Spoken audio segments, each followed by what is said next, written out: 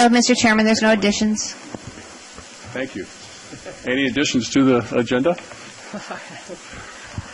No, Mr. Chairman, there's no additions. Okay.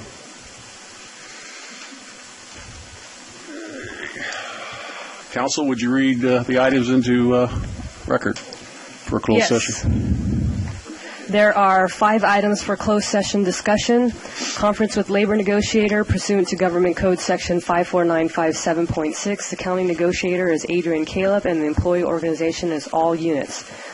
There are 2 public employee performance evaluations pursuant to Government Code Section 54957. The title of positions are County Administrative Officer and Director of Department of Corrections.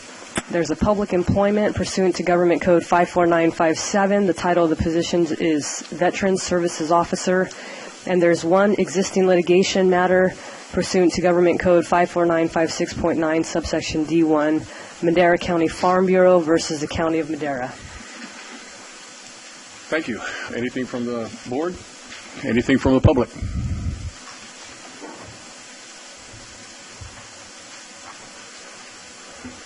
Item 2E, could we get some more information on the specifics of what the public employment is? If it's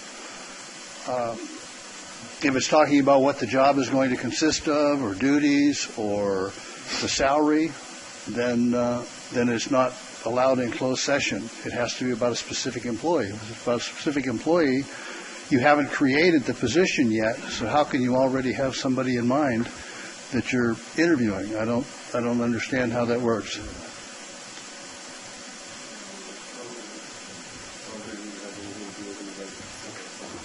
Go ahead. Well, then it's not a closed session item. We can talk about the employment of the Veterans Services Officer. It's not an interview. Then it's not a closed session item. It has to be an open session. So it's very specific that only specific exemptions, and that's for evaluation of a person. If you're setting the wages or how the job's going to be set up, it's not a closed session item.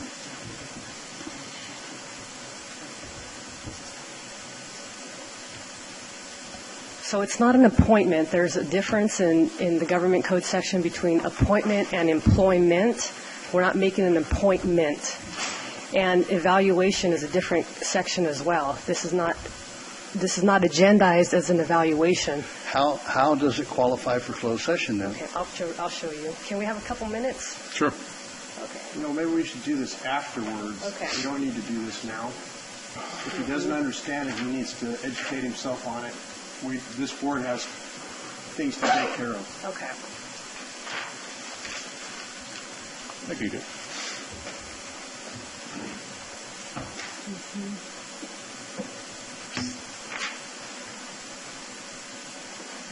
Are you done? All right. Yep, I agree. Closed session.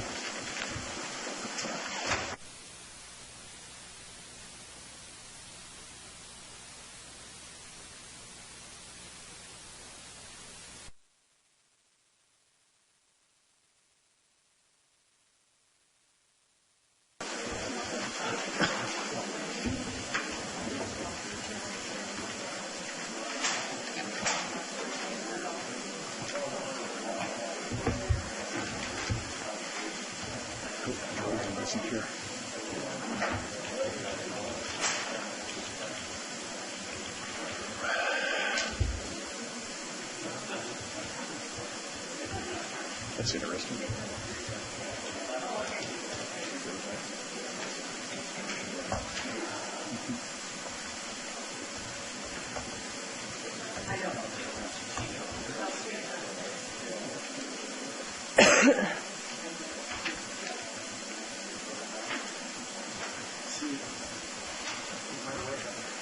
Oh, there he is.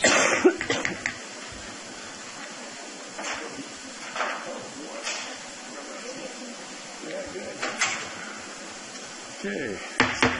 Good morning, everybody. Welcome to our board meeting this morning, September 18th. County Council, anything to report at this time? There are no reportable actions. Okay. Okay.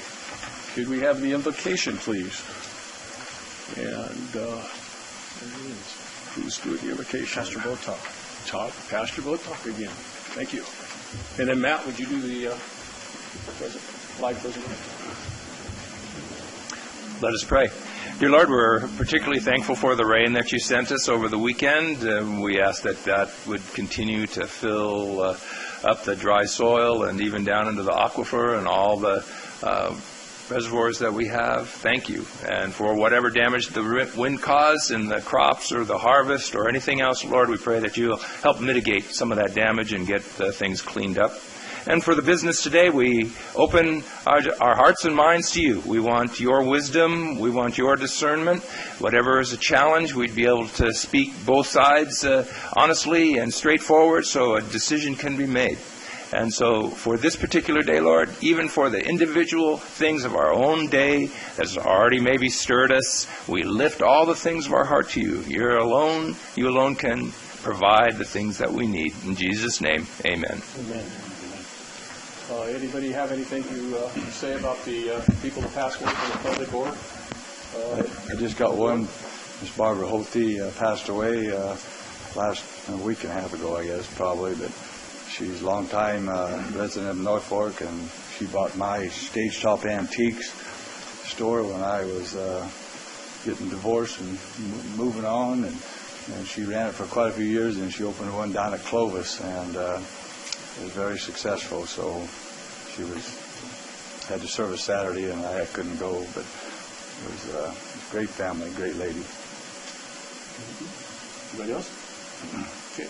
Any for the public? Matt? I pledge allegiance to the flag of the United States of America and to the republic for which it stands, one nation under God, indivisible, with liberty and justice for all. Thank you.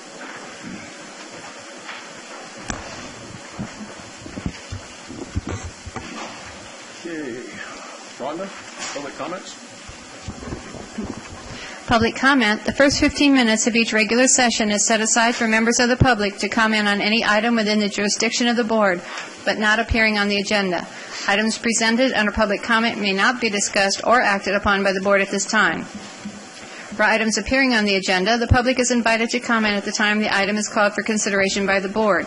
Any person addressing the board under public comment will be limited to a 3-minute presentation to ensure that all interested parties have an opportunity to speak. Any handouts to the board must be submitted to the chief clerk of the board for distribution to the supervisors. Anyone addressing the board needs to print their name clearly on the speaker sheet at the podium. Also, all persons addressing the board must state their name and county of residence for the record. Chairman, I'd like to let the public know, especially those on our website, that if they experience any lack of audio, it's due to the DNS servers. It has nothing to do with our county IT or our Acela program. But we haven't confirmed it, but it's our understanding it is fixed. Thank you. Good morning, Chairman, gentlemen of the board. Vicki West, Director of Child Support Services. I just wanted to take a really quick minute to share a milestone that our department reached this year. We collected $10 million for the children of Madera County, and that's the first time we've done that. So just so we could all use some good news. Thank you. I owe it all to the staff. Great.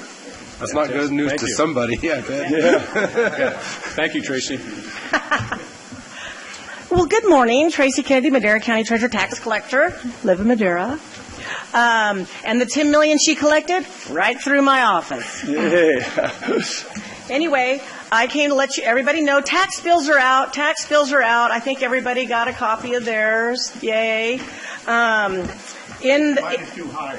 I know. I can talk to the assessor, Gary Savannah. I don't know if he's in here. There are stuffers in them. There's 3 stuffers. There is animal shelter, MID, and Bucks for Books. MID, we do have a gal that's been sitting in the office. She was there yesterday morning. She'll be here today, this afternoon. We are still stuffing tax bills. As far as millions, we will be collecting around $160 million. Okay, that's what our taxable amount is $160 million, including all direct charges, including the MID assessments and that. And they have been available online since mid-September. So as soon as we upload the tax roll, if you want to do an inquiry, or if you want to pay by credit card or some other, or just print it out and pay it, send a check, you could. And in fact, before tax bills have already all been sent out, we've collected $710,000. So people have already seen that and used a credit card or check. Now, in the process, we have already pre-sort yesterday. We'll have put in the mail all the secured and all the CORTAC. CORTAC to us means if you have a mortgage on your house, then they will bill it. Okay, they will send it, and there's no stub. There's no stub, so that's why you can tell the difference. And then what we are doing in-house this week is the multi-bills. So if you have 3 or more, we print them in-house so that we can sort them and put them together so that we, save the envelopes, and we don't send out one to everybody that might have like 300 or 400 bills, and we have some people that do that. Anyway, that's just letting you know they're out and about. So good news, I know you're excited. So yeah. I just thought I would let you know. Thank you. Any questions? Thank you, Tracy. Okay, thanks. Good morning. Kelly Woodard, your Social Services Director, and with me is Kelly Triano. She's a member of our leadership team at Social Services. And I think I have a fun story to tell you in the audience. Get closer to the microphone, please. I think I have a fun story to tell you in the audience. Kelly sent me an email several weeks ago and said she had something she wanted to give me. Kelly likes to go to vintage sales and estate sales and these kinds of things, and she's a bit of a collector. And so Kelly came over and she gave us this sweater from Lavina School. And this sweater that she gave us had the initials on the back of RF. And in the pocket of this sweet little sweater was a little note from Rick Farinelli's mother when he was in grade school. The most wonderful part of this story is that Kelly came over and we invited Rick to come over. And Rick had been looking for this sweater. Wow. And so the timing was just impeccable because Kelly had just found it. Maybe something like that existed from the dark ages. I mean, yeah. Come on now, come on. Yeah, they shocked the heck out of me. Kelly calls me up and says, we need you over here in the afternoon, and I didn't get it until about 8 o'clock at night. So then I called up and asked her if 9 o'clock was okay. And I said, oh, gosh, what does she have for me now? What's going on? And what happened is back in May, we basically had an estate group come and pick up all my mom's stuff. My mom died last March, and that we didn't want or whatever. And I was looking for this sweater, and I didn't find it. Well, I guess it was in this trunk that I missed. And Kelly came up with it and found this, and just outstanding. Has my Lavina pin on it, 1964 graduation pin on it, and all that stuff. And we will frame it, and I just really appreciate you guys doing that and thinking of me when that happened. It was our feel-good moment for the week. Yeah. Yep. And it proves that your mother, even though she's not around, she's still looking after you. So thank you. Thank you. Thank you. Yeah, it's a little tight. Yeah. That's enough moth holes in it, though, that you can open it up a little bit. My name is Brent Kloppenberg. I live in North. Can we hear? Can't hear you. I have some. My name is Brent Kloppenberg. It's not turned on. Yeah, it is. Is it? Oh. Go ahead. Anyway, I'd like some handouts. Minutes. Give them to the clerk of the board. And then you can go back and talk. Thank you. Yeah.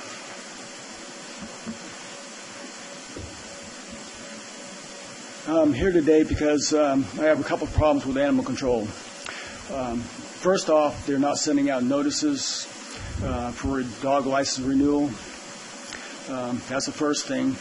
The second thing is a little bit worse. For 3 years now, I've been trying to get animal control to do something about my neighbor's dogs.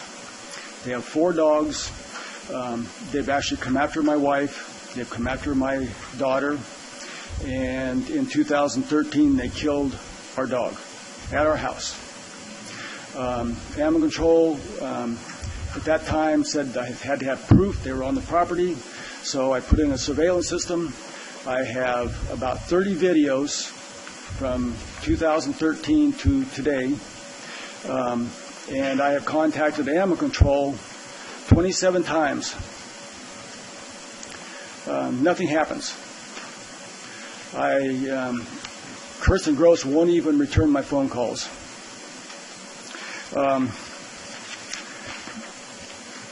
In your packet is included a cover letter basically saying what's happening here, and then I have the sheriff's reports for the attack on my wife and the killing of our dog. In there, they are actually defined as wolf hybrids. I've been told by 2 of the animal control officers of the 6 that I've dealt with that they're illegal in the county of Madera. I do not know that for fact, but that's what I've been told. Going on, they are in violation. The owners are in violation of county code, and basically the animal control or animal services is not dealing with it. And basically, I want them off my property, and that's why I'm here. I'm hoping maybe you people can help me do something. Any questions? Eric? Yeah, thank you, Mr. Chairman. We'll definitely get this gentleman's information and the packet of information and follow up with Animal Services and see what we can find. Thank you. See how we can help. Thank you for bringing it to our attention. Thank you. Next. Yes, good morning, Board. My name is Pastor Don Caballero. I live at 405 Washington Drive, Chowchilla, California. And I wanted to come today to express the success that I have seen at the Madera Department of Corrections. Several years ago, they started a program inside of the facilities called the CCTP.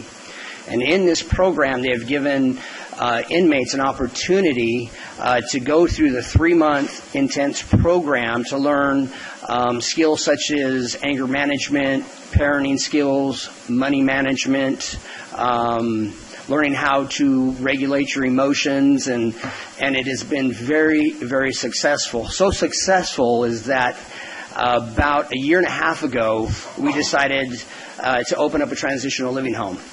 For those men who go through the program, there's men and women. We don't have a woman's home yet, but we're planning on opening one this next year. And it's designed specifically for the ones that go through that program inside of the Madera County Jail. Our home has 6 residents, and right now we have 4. All of them are working. They've paid their child support. They've paid their fines. They're all paying taxes. One of them's actually working at the book school at UC Merced, going to UC Merced.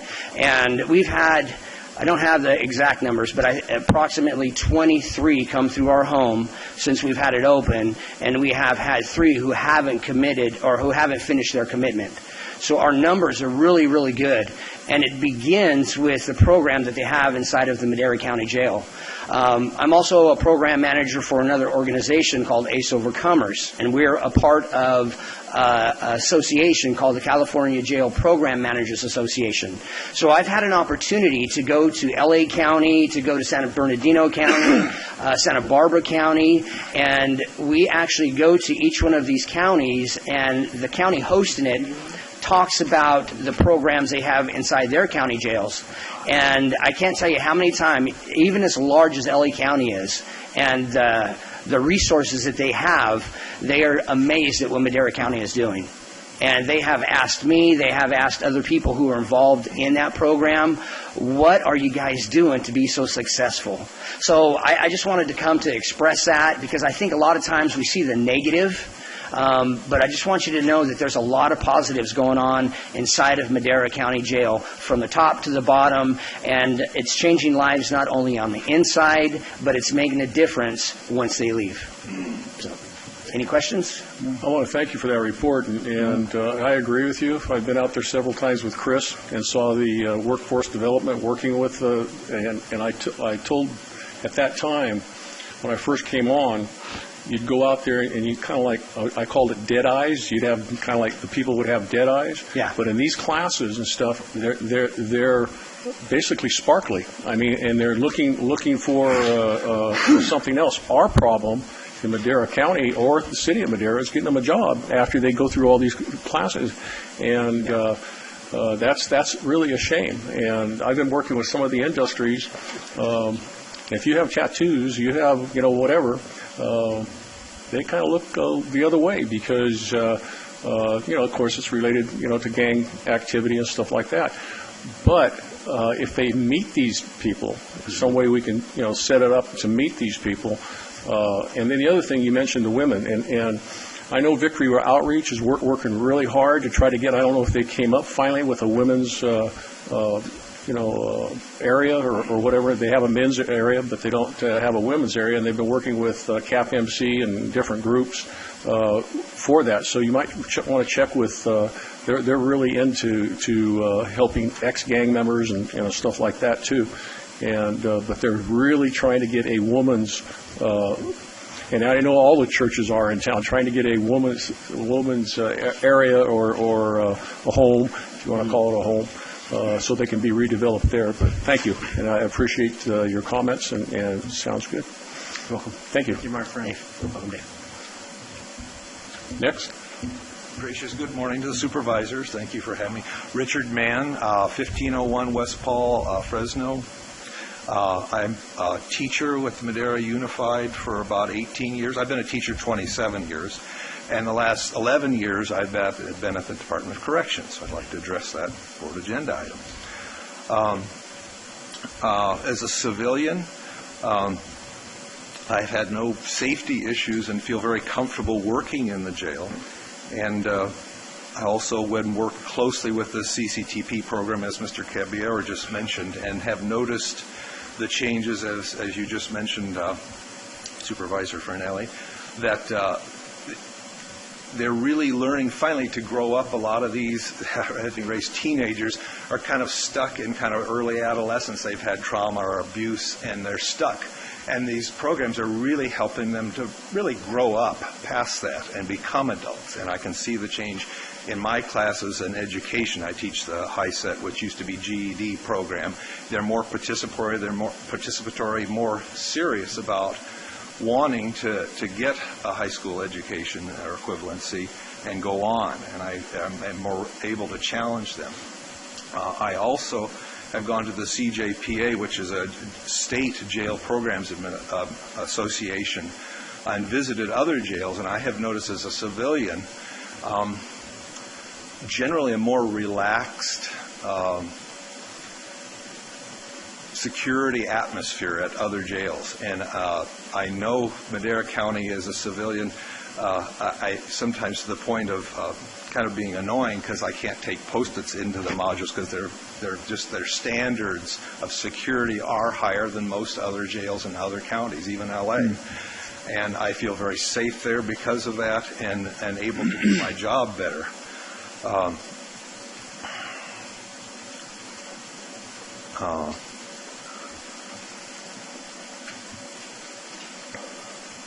And I know because I deal with the inmates a little more closely, some of their issues and things, and I think this, especially the CCTP program that has been in place at the jail, has really given them some hope and something to really, a goal, positive goal to work towards, and have added a lot of positive influence there.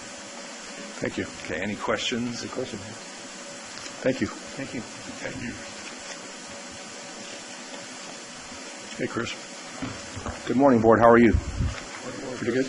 Hi, I'm Sergeant Rodriguez with Madera County Department of Corrections. I just wanted to brief you guys on some of the positive things that are going on in the jail. Just like you heard these last two gentlemen, it's just I'm so proud to be part of an association and department who really emphasizes recidivism. Next week, I'll be attending a conference at the Board State of Community Corrections, and little Madera County could stand in that room, and you'll have the biggest county facilities looking up to Madera saying, how'd you get that done? Well, obviously, it's from your support and from collaboration. And I just wanted to keep you guys abreast of what's going on here. We have Madera County we have probation department located in our facility. We have Madera County Behavioral Health located in our facility. We have Madera Unified School District located in our facility. We have Madera Workforce Connection located in our facility. We have the Ministerial Society from all of our chaplains from our community. We have over 100 volunteers who come into our facility. We have Sierra Education and Research Institution for people trying to get their degrees to be psychologists. They come into our facility. It's just an awesome thing for collaboration. Department of Social Service has a rep now in our facility. Just collaboration has been successful for our department. It's just one of those things that I highlight when I travel all over the state to say, this is what we can accomplish in a small county just by utilizing the limited resources, because there's other counties with more resources, but we're doing the best that we can, and it's actually being highlighted throughout the state. So I just wanted to keep you guys abreast of that. With our program, we actually had 198 graduates. 43 of them returned to custody. The national recidivism rate is 68%. I'm proud to tell you guys that Madera County is 22%. All these statistics go to the Board of State Community Corrections. They're ran by their Social Securities, and they're ran by their criminal history numbers, so they can't be misconstrued. These are all hard facts numbers, and that's impressive. I don't know of a county who has better statistics. So I just wanted to share that information with you guys. You guys have a great day. Thanks, Chris. Hey, Chris, just to let you know that I was on the California County Association. Yeah. I was on the Administration of Justice. They are noticing you. Yeah. And if they give awards out every year, but you guys have to put it together, and that's for all the counties in Madera County. So I tried to do that last year. Me and Robert tried to put that together for you, and we missed the date. Right. I think you remember us trying that. Yeah. But boy, I tell you what, blow your whistle and let them know that Madera is on that. We just had the best at RCRC, our foster care program with the computer programs that we have and stuff like that. That got noticed up at CSAC. Stuff like that. I mean, that makes people want to come to work for you guys also if you have these programs. Right. And the more success stories we have coming out of the prison to get those guys jobs, outstanding. Yeah, thank you very much. Chris. I just definitely wanted to highlight that, and I failed to mention that County IT has been a huge supporter as well, because we've been revolutionary with our tablet program. It's been modeled throughout the state. We had Riverside recently over, San Bernardino. We have massive county facilities coming over to Little Madera County to figure out how we're doing business. So thank you very much. Max would like to say something to you first. Chris, you guys are doing a great job. That percentage proves it. Correct. But I just want to say our chairman here has been a firm supporter ever since he got elected. And that's all he talks about, trying to get interaction with your department, get those people to get an education, get them off that life cycle that they're in. And I think we're being successful. Yes. Thank you very much. Oh, you're welcome. I appreciate your ongoing support. Thank you. I thought this would be a good time for Chief to bring up the report card we just got from the state. Okay. Mr. Chairman, members of the board, Manuel Perez, Director of Corrections here in Madera County. Just listening to the gentleman and the sergeant that's in charge of the programs, I've sat in a lot of meetings where they do ask a lot of the questions, other counties, how are we so successful? And it's always interesting because we talk about the collaboration, which they also have the collaboration, but there's one thing you can't instill in your staff, and that's the passion. That's the passion to want to serve your community. And I think Madera County is so unique, and it could be because of its size. We're considered a medium size, direct supervision. But it really does start from your command staff, the support, from the Board of Supervisors, from myself, to my command staff, to the subordinates, is that we emphasize is that we're servants. We're servants to the community. We have to provide this service, not because by law, but because it's the right thing to do. And what I want to share today is actually the Board of State of Community Corrections, our annual evaluation that we get from the state, and it is a gruesome inspection that the jail goes through. And I shared this behind closed sessions, but what I want to do is I want to read the face sheet of what the inspection is. The biannual inspection, Madera County Department of Corrections Adult Detention Facility, Penal Code Section 6031, and it's addressed to the director, myself. The Board of State of Community Corrections conducted a 2014-16 biannual inspection of Madera County Department of Corrections Adult Detention Facility on May 26th and the 27th, 2 days. We inspected the Madera Adult Correctional Facility for compliance with the minimal standards for local detention facilities as outlined by Title 15 and Title 24, California Code of Regulations. The inspected consisted of a pre-inspection briefing on May 5th, 2016, a site visit of the facility, a review of the applicable written policy and procedures governing the operation of the facility, and the review of documentation to verify your practices are following the written procedures. That is huge for a facility. For somebody to talk about you have a policy and all your employees are following the procedures. At the time of the inspection, the Madera County Courthouse was closed to the inmates and are no longer held at the facility. The new Madera Superior Court was opened on August 2015, and the BSCC conducted a pre-opening inspection of the court holding facility of July 22nd, 2015. The Madera Superior Court holding facility will be inspected for compliance with the minimum standards for local detention facilities during 2016 and 2018 biannual inspection cycle. That right there also is where Madera County and the Sheriff's Department will work in conjunction to make sure that we're within policy for the inspection. The complete inspection report is enclosed and is divided into two sections. It includes this letter, a procedure checklist outlining application Title 15 sections for the facility, a physical plan evaluation outlined applicable Title 24 requirements for the design and the construction of local detention facilities, and the living area space evaluation that summarizes the facility, rated and non-rated capacities. We encourage the practice of maintaining a historical file of all inspections, including documentation of corrections made of the following inspection. This file should be referenced when preparing all future inspections. We want to acknowledge members of your staff for their assistance and courtesy during the inspection process. We personally thank Lieutenant Michael Gonzalez, Sergeant Jim Followall, Corporal Jason Quick, Correctional Officer Jeff Payne, Program Assistant Luz Romero, and California Forensic Medical Group Program Manager Devin Medina for clarifying the policy, the procedure, and practices at the facility. We want to express our thanks to Luz Romero for researching and assembling the documentation necessary for our review. Thank you, Manny. Thank you. I will make the actual inspection because it's very lengthy and in detail. And out of all the areas, those two areas that they reference as just to continue training on. And I just wanted to share that with the board. I read that. I read the report. Very, very good report. I know you guys are already addressing those two issues, right? Yes, we are. Thanks, Manuel. Thank you. Anything else? Very good. Thank you. Anything? Thanks, Manuel. Anything for the public? Okay. Back to the board. Consent calendar. Okay. Any questions on the consent calendar? Yeah, I just have one clarification on item O. On which one? O. O.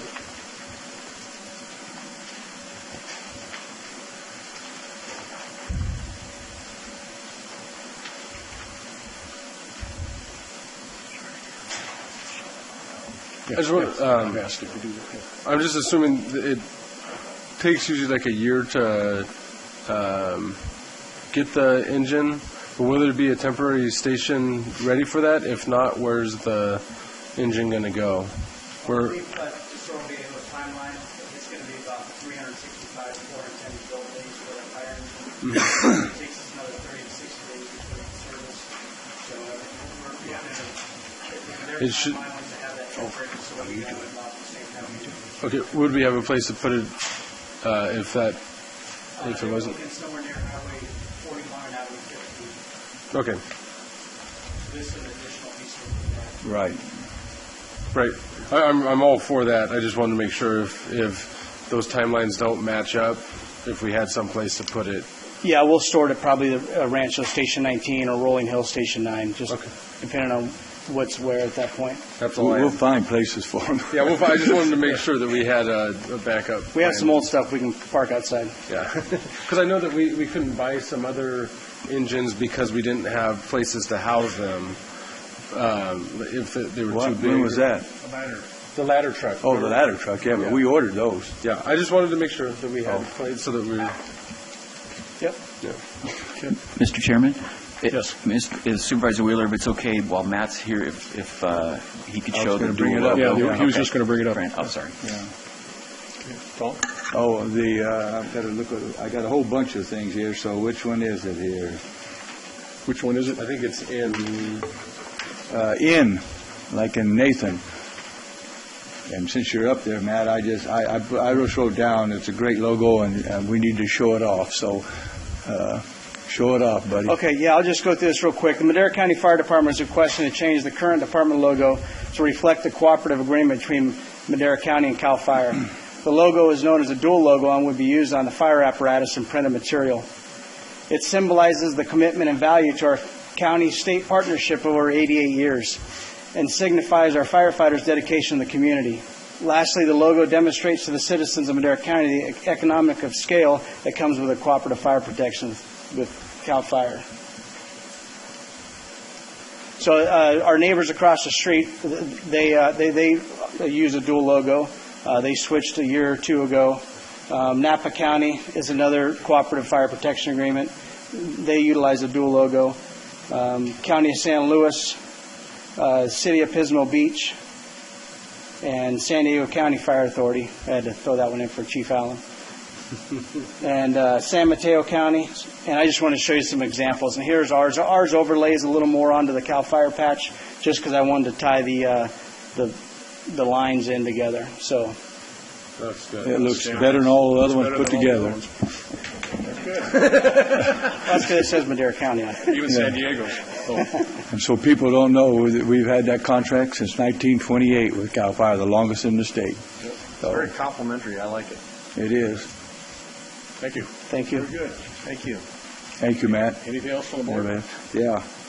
Item B, I just wanted to congratulate the group who picked Chuck Dow to be on that committee. I think that's really good, on the Behavioral Health Board. Then item F, we're finally going after those banks that don't take care of their properties, and I see a bunch of them are down here even, so we're going to put a lien on them, so I thought that was a really great deal. So we've been talking about that for a long time, and we had to put a special ordinance in to get that so we could do it 3 or 4 years ago. So and then J, what was J there? Oh, yeah. That is this just like the one we done with Jones for their cooperation on their fees? This is a little different. This is the creation of the Community Services District, CFD, and we have hired several consultants. We'll be issuing bonds sometime probably next year, and it's cooperation between the McCaffrey Group and the county to issue bonds to work on the infrastructure in that development. Oh, okay. So as part of that, we have an appraiser to appraise the land that will impact the amount of bonds that we So they have a certain amount of dollars? That's correct. Okay. This has been vetted and vetted and vetted. I know. I just want, the people need to know what that's for, though. Yeah. And it's just, and we've done them before, so, let's see. I put on item O, I'd already wrote on, just keep on ordering. That's our third one. Well, actually, it's our fourth truck we've ordered all together with the ladder truck this year. So, then item T, it's for that major T dollars. You put it under item T, that's pretty good. And there's a bunch of money in there, a couple million for overlays. Have we got any satisfaction from 274, the job they did, and make sure we don't use that same company? Good morning, Chairman, members of the board. That's all I want to know. We are, in fact, as of this morning, I'm still working on that 274 issue, so we're close to They've done a really getting that shitty result. job on that. I mean, it's terrible. But yes, to answer your question, there is money in there for overlays in various areas of the county, and then we also have some regional projects that we're going to do as well. So we're still on the other people on the other one. Yes. Very much so. Now, when we approve this like today, they won't do this during the winter, right? They'll do it in the summer, I hope. No, they won't. They won't what? They will not do it during the winter. Oh, okay. Because I think, didn't they say something that was one of the reasons it was cold and they couldn't get it to set? That was one of the issues that came up, yes. Yeah, okay. And item AC, David Lynn is the first on that committee, and the second is Karen Mitchell, and she don't work for us no more. So I think we ought to take that name off before we get it passed. That she can still be on it.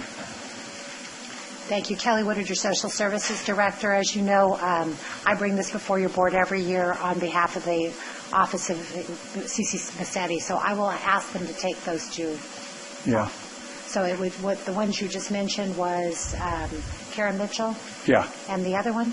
That's all. Dave Lynn is the first, and she's the alternate. I heard something else. Okay. No, it's just... I'll get that fixed. I'll send an email right after I leave today. Okay. It just needs to be corrected before we approve it out. I will make that correction when we make the motion. Okay, thank you. That's all, Mr. Chairman.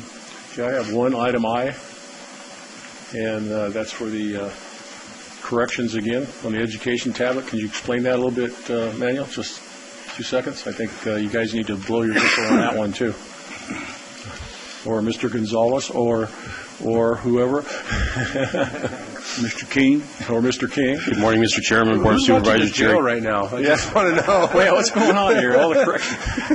The B team is there right now. Inmates running in right now. Okay. As you know, we've had over 100 tablets that have been in the facility. Chris has already talked to you about it. We're now at the point to where we're looking at getting another 40 additional tablets to be added to what we're already doing. And our hope is to eventually get them to our lockdowns to see how those tablets are going to impact the lockdowns that are, they have basically 23 hours a day inside of a cell. And then there's others in general population that we just need to get those tablets out to because of the impact that they're having on the inmates. So I want the public to know that every one of those tablets are monitored, correct? They are. It has its own code and has its own everything, so we know what's going on. But I think this pad that we've done is no different than doing it in continuation schools. What we did in continuation school, it helps them grow in that position. I want to thank you guys for basically bringing that to corrections. The more work they do on the tablet, the more incentives they can acquire, right. And so it's a really neat thing to see. Any other questions? They have restrictions on the sites they can access through the internet. Oh yeah, everything is basically uploaded onto the tablet, so there's only a limited number of things that they can do, books and things like that. Good, thank you. Yeah, there's not an internet connection with it. Yeah. Oh, okay. Yeah, it's not. No. Okay, thank you. You're welcome.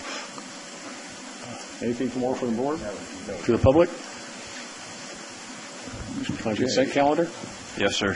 Mr. Chairman, members of the board, I guess thank you for making this item Z like the president of Chaffee Zoo Tax. We are here today to do the final presentation of donations for the Canine Fundraising Program, and I'm going to let Chief Civil Deputy Motz explain who the donors that are being recognized on this check are.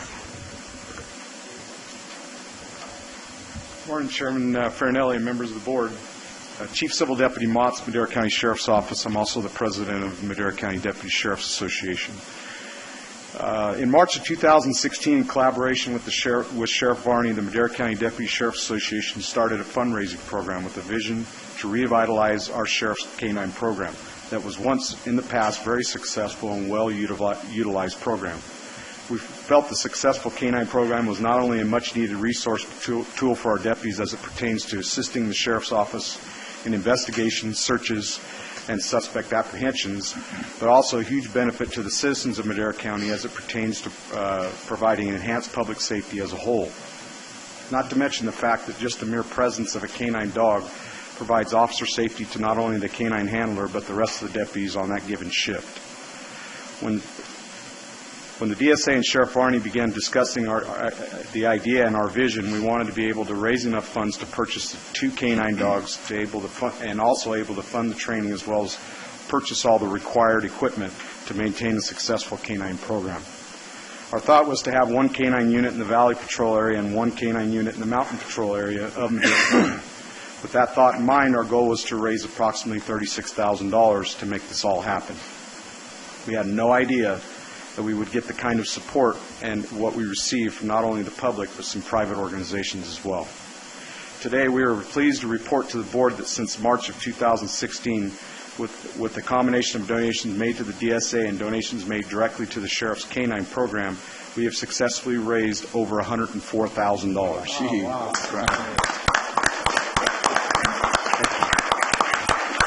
The Madera Deputy Sheriff's Association is very grateful for each and every contribution that we've received and will ensure this board that every penny will be put to good use for the Sheriff's Canine Program. With all these funds the Sheriff we were able to purchase 2 canine dogs, Nacho and Gaston, as well as pay for the required training for the 2 deputies, Logan Majeski and Eric Jackson, who were promoted as canine handlers earlier this year. Those 2 deputies and their canines have successfully completed their training and are currently deployed on patrol in both the Mountain and Valley Patrol areas of Madera County. We are also pleased to report that the Sheriff has promoted 2 more deputies to canine handlers and are currently awaiting the arrival of 2 more canine dogs to be joined with their handlers to start their 5-week training program. With the addition of 2 more dogs and their handlers, the Sheriff's intention is to deploy those canine units in both the Mountain and Valley Patrol areas in an effort to have a canine officer and unit on duty in Madera County 24 hours a day, 7 days a week. Recently, our association received a substantial donation from the Sheriff's Canine Fundraising Program from the Larry L. Hillblum Foundation. I was contacted by one of the directors of that foundation by the name of Janet Quistad. Ms. Quistad told me that the organization in which she is a director for might be interested in making a donation to our fundraising program. She also told me that the late Mr. Hillblum was one of the founding members of DHL Worldwide Express. And this foundation was created on his behalf. After a brief conversation with Ms. Quistad and answering a few questions, she informed me that she would be making a request to their board to make a donation to our Sheriff's Canine Program. To my surprise, a few weeks later, I received a check from Larry L. Hillblum Foundation in the amount of $20,000. With that being said, with this board's approval, the Madera County Deputy Sheriff's Association would like to make another substantial donation to the Madera Sheriff's Canine Program in the amount of $24,300. This check is comprised of donations from the Larry L. Hillblum Foundation, Mid-Cal Alarm Association, and the several citizens who made donations to the GoFundMe account. I would also let the board know that just last week, I was contacted by a young lady by the name of Cheryl Farnese with Schaefer Metal Staking Incorporated, who told me that her family would like to make a donation to our Sheriff's Canine Program in the memory of retired Madera County Sheriff Sergeant Chuck Rearing. Cheryl also told me that her family would not only be making the one donation, which was $750, but would like to make that same donation on an annual basis in honor of Sergeant Rearing. And lastly, I would like to also publicly thank and recognize donations that were made directly to the Sheriff's Canine Program from Jeannie Darnell, the Breakfast Lions, VFW Post 1981, and the Indian Lakes Auxiliary Club, Ladies Auxiliary Club. Any questions? Thank you. No, it's amazing. Thank you for allowing us this opportunity. I didn't know that this it. wasn't on the consent calendar, was it? Yeah, it was. It is? Which one? I'm sorry. I didn't hear that. It's Z. Oh, okay, sorry. Okay. And the chairman, members of the board, the item can be, because of the presentation, it can be approved, removed, okay, and voted on separately. Okay. I just want to say I appreciate the board's cooperation on this and your approval in the past. It's been a lot of work, but it's very satisfying to know that the public and private citizens and companies and businesses all chipped in because they seen the importance of having this canine program be successful. It's a huge tool for everybody involved. It protects. It adds an additional protection to our officers, our members, our DSA members, and then it adds more protection, more resources to the general public as a whole too. So I'd like to personally say thank you, and thank you to the public and everybody else involved. So the Larry L. Hillblum, I mean, that's not he wasn't from this area. No, he's not. So did they see it on the GoFundMe? Or? I believe so. The young lady that I spoke with had advised me that she's seen it on the GoFundMe account and was interested in helping out. I just had no idea of the magnitude that they wanted to help. That's amazing. Get a check for $20,000. It was awesome. I owe everything, all the thanks to her for bringing it up. And she drilled me. She had a lot of questions, and I had to also provide her with what we did with the money, the training, the equipment, the purchasing of the dogs, and those kind of things. But it was well worth it. It was very well worth it. Yeah, and I know that you're thanking us for backing you, but it's pretty easy to back such a great effort that you put in. I remember when I first saw your first GoFundMe account and started at the very beginning. It's easy for us to say yes to $104,000 that we didn't have to do anything for. So thank you for your hard work and protecting us through this and finding the need and then filling that need. I mean, it's a true testament to your hard work, and I really appreciate what you've done. I appreciate that. And then lastly, I'd like to say thank you to Sheriff Varney, because without him, none of this would have happened. He had a huge part in this. Me and him have worked together. Our DSA have worked together on other issues, not including this. But it's been a great experience. A lot of work, but it's well worth it. Mm-hmm. Thank you, Sheriff. I appreciate that. Dave? I think this is one of the great programs that's instituted to protect officers, and I'm looking forward to hearing the stories of captures and protection that'll come from this, because I know they will come. And you can run, but you can't hide from a dog. I mean, those dogs are really amazing creatures, and they are officers themselves. And we're just so proud to have this program in Madera County. This is going to give safety a new meaning here, and we're just really pleased that you've made the effort, that Sheriff Varney saw the importance of it. I think it's a fantastic program. Thank you for all your hard work, and thank you to those who donated to it. We appreciate it. Thank you. I'm looking forward to seeing David in the bite suit. Yeah. I'll do it. Let's take a picture. This is probably the best look at a check. Yeah. This has got a German Shepherd on it. Yeah, do that.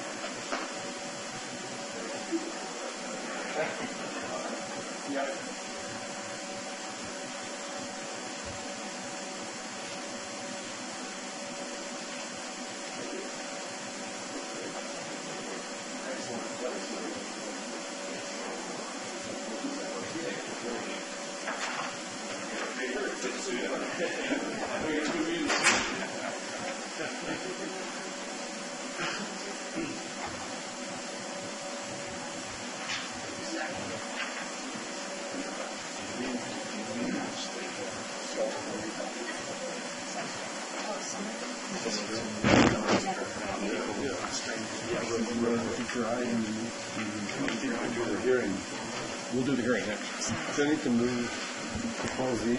Okay, nothing more from the public. To full C. Rhonda, would you please, that announcement real quick, and just, because we missed it a second ago, just...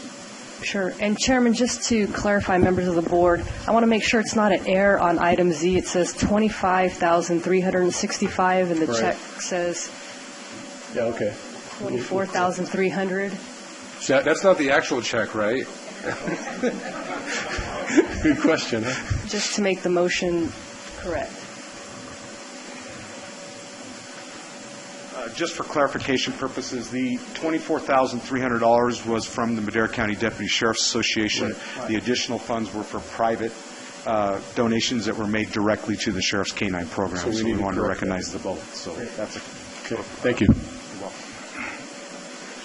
Rhonda, real quick. Yes, Mr. Chairman. We wanted to recognize we have some special guests in our audience today. We have Tiffany Somerville. She's a teacher with the Oakhurst Adventist Christian School, and she has a couple of students with her as well. We have Johias Hobbs and Hunter Green, and they're here today to learn about how local government works. You got, all right. Future Are you guys bored enough yet, or future supervisors out there? Board meeting. Okay, let's bring the consent calendar back to the board.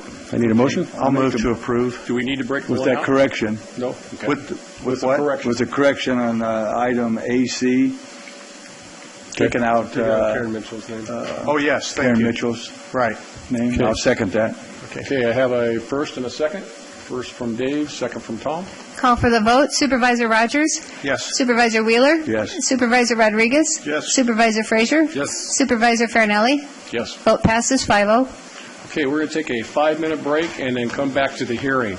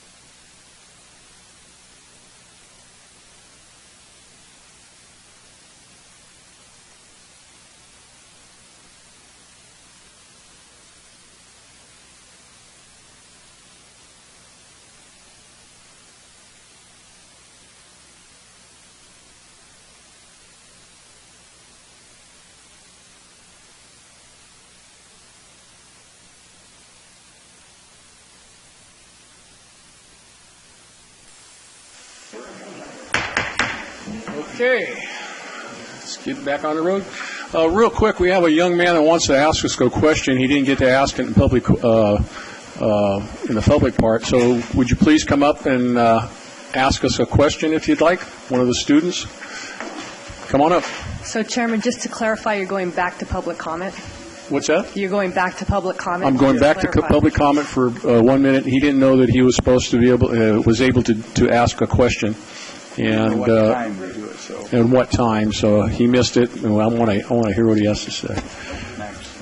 You have to say your name, your rank, your serial number, your DD-214. My name's Bryson, and I'm from Oakhurst, California. And I have a question about Road 620.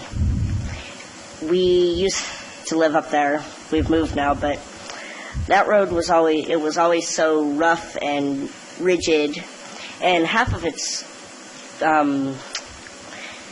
road, half of it is dirt, and I was wondering why it was never fully made into a road, and why it has never been contained to be nicer than it is, because there's some pretty bad bumps, and I know some tires could even get popped. I've seen people parked up there because they've had popped tires and everything, so I didn't know. Let's see if we can get you an answer from our engineer here. Ahmad? Morning, Bryson, right? Yep. Yeah, how you doing? So did you just say that Road 620 is ugly? Mm-hmm. Yeah. And it has bumps all over it. Yeah. Do you have a dirt bike, by the way? Do you have a dirt bike, by the way? No. Oh, well, then you should get one so you could ride on that road. But I was just thinking that people could get hurt on it, and there could be stuff that could happen. I didn't know why it was never finished. Okay. Well, thank Short you, form. Bryson. Please speak into the microphone. Yeah. No, I'm on. My turn? All right, I'll switch it. Okay, well, Road 620, first of all, roads tend to do that. They, of course, with usage and stresses, that happens. When you see that there's a pothole that will cause danger to anybody, public health and safety is in danger, please give us a call. Okay, so now I will take this as a public request, and I will act on it. So within 24 hours or so, we will start moving into fixing that problem. And then we would look at it. I'm not familiar with Road 620 per se, specifically, but usually there are so many... I can tell you about it. Yeah, every road has a story, so depending on funding, whether we can have money, where does this road fall? Is it within a certain district where a group of people, gather and do an assessment and they paid for us to maintain the roads? So there are so many aspects, or if it's a county-maintained road and stuff like that. So we're just going to look into all that and then see what's the proper way to go ahead and fix it. But currently, we have to address the dangerous situation, which is a pothole or so. So thank you for bringing it up to our attention. All right? Thank you so much. Very good. Very good. Okay, Matt? No, I just got one more. Grayson, Okay, have you talked to your supervisor about this problem you're having? Go ahead. My name is Josiah Hobbs, and I was wondering, how you gonna open the women's facility for after they come out of jail? Oh, good question. What was that? Is this the women's facility that was that they talked about in a reentry facility? A reentry facility? Yes. Many times those are privately operated, and people who are associated with those kind of industries make an effort to do that. But I'll let Chief answer the whole question. Good question. There is a need for women when they get out of jail. But we actually did go into contract with an organization called Spirit of Women out of Fresno County, where there is a criteria for them, but we are starting off because we realize, just like you do, there is a need for women and children. So we did recently start a contract with the organization. And there's nothing here in Madera, so we did look outside, which is Fresno, and it's called Spirit of Women. But we did go into contract with them, yes. And those are private, not operated by government, correct? That is correct. Yeah. Great question. Great question. Very good question. Thank you for the answer. I think that was well worth our time coming back to that. Thank you, gentlemen. Fantastic questions. To the both of you, asking these questions or raising these concerns, when they're your concerns, they may be other people's concerns, and you actually, if one pothole gets fixed on 620, Bryson, you just helped somebody in your area, and that's great. And then thinking about the people that we need to help reenter into our community so that it's safer is great. So you guys just engaging in this process, you helped people today, and you helped us realize what it is that we're up here trying to do, and that's making this community better for the next generation of leaders like you. So thank you very much for coming. And thank you for the teacher for caring for the students and bringing them. I really appreciate it. Thank you. Okay. Item 7.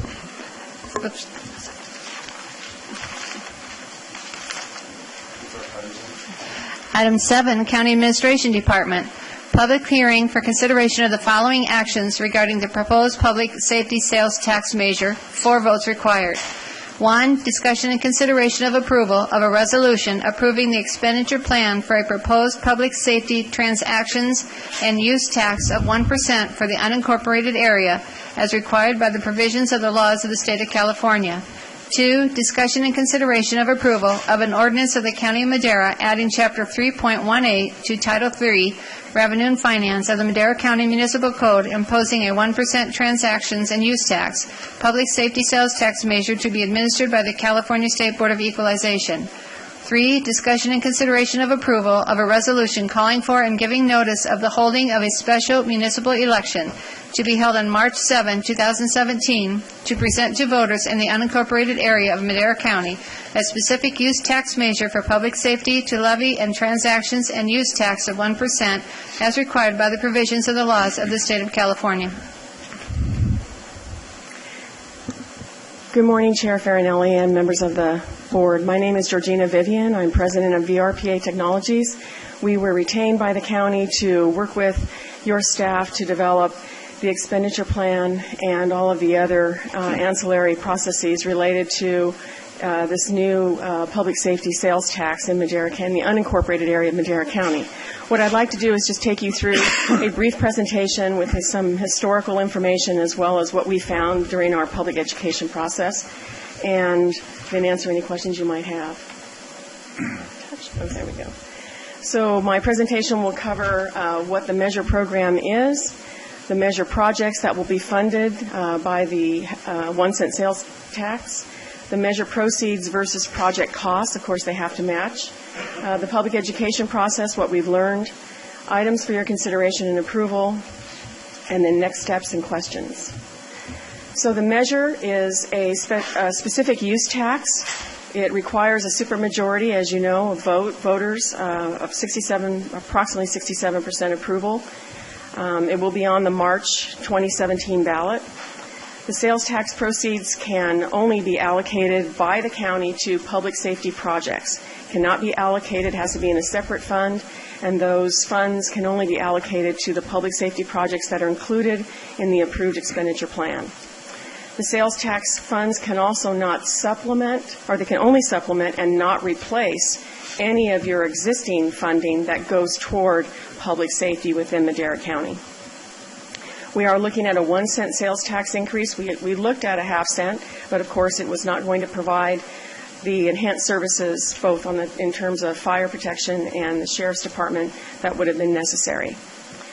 The increase will take your current 8-cent sales tax to 9 cents, and it will be collected over a 20-year period between October 2017 and October 2037. The sales tax will bring in approximately $8 million on an annual basis over the 20-year period. Starts out about $4 million in the first year and goes up to almost $12 million by year 20. The proceeds will be split with 20% going to the Sheriff's Department and 80% going to your fire department.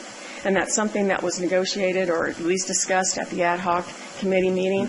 The sheriff felt that there was a great need for enhanced funding for the fire department, so there wasn't any discussion about this percentage. It was very clear cut.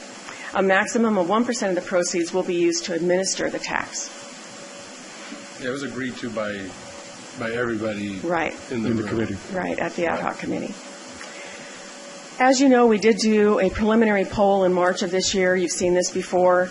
The question was asked of 276 potential voters in the county in the unincorporated area whether or not they would be would approve a sales tax, a half cent as well as a 1 cent sales tax for public safety purposes. And you can see with the half cent, it's about 76% were in favor of it. And this is before any public education had started. And then with the 1 cent, that approval rating went down 4 points to 72%. Remember, we need approximately 67% to pass the measure. And again, this was before any public education.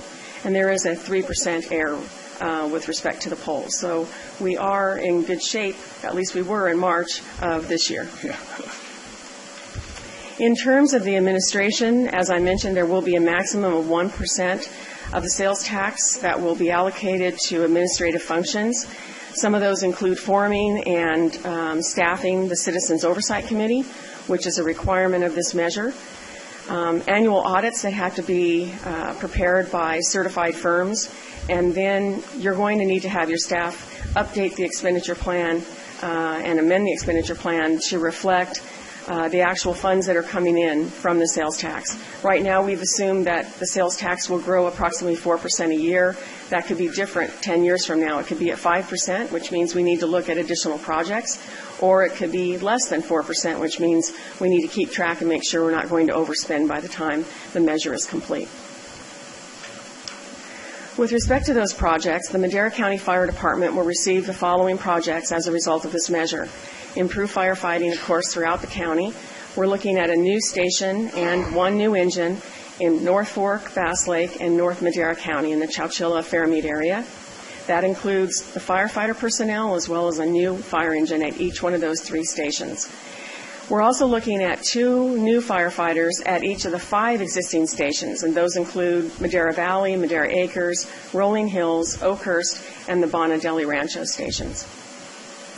In addition, we are basically doubling the budget for the paid call firefighters. Those are volunteers within the county. They are currently not paid for medical calls. They are also not paid for training, which they are required to do, at least 200 hours of training, just as the professional firefighters are, and then to cover their gear. This is a way of hopefully increasing the number of volunteer firefighters in the county over time.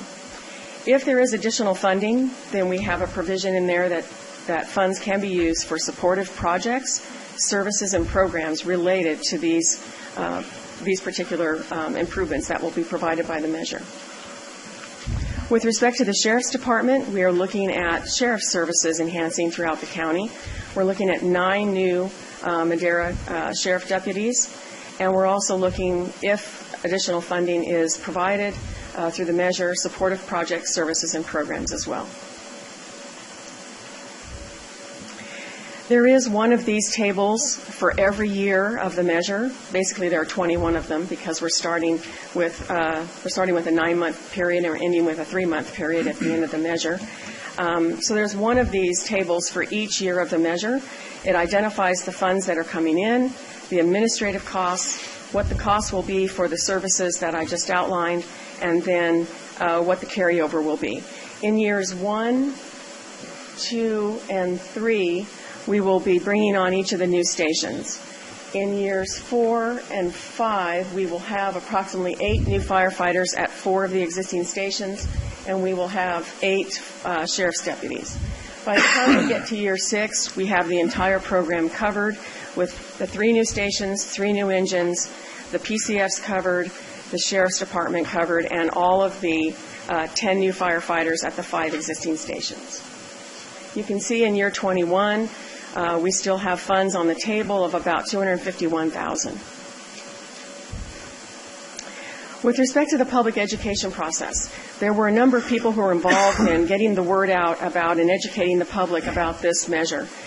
Bill Ritchie was a volunteer, and as well as your fire department, CAL FIRE staff. They were with me at every presentation we made and at every stakeholder interview we conducted. And without them, I couldn't have done this because there were a lot of technical questions that were asked by the public. They're very knowledgeable of the fire issues and of the sheriff issues in this county. So we made 13 presentations with over 300 attendees at those presentations.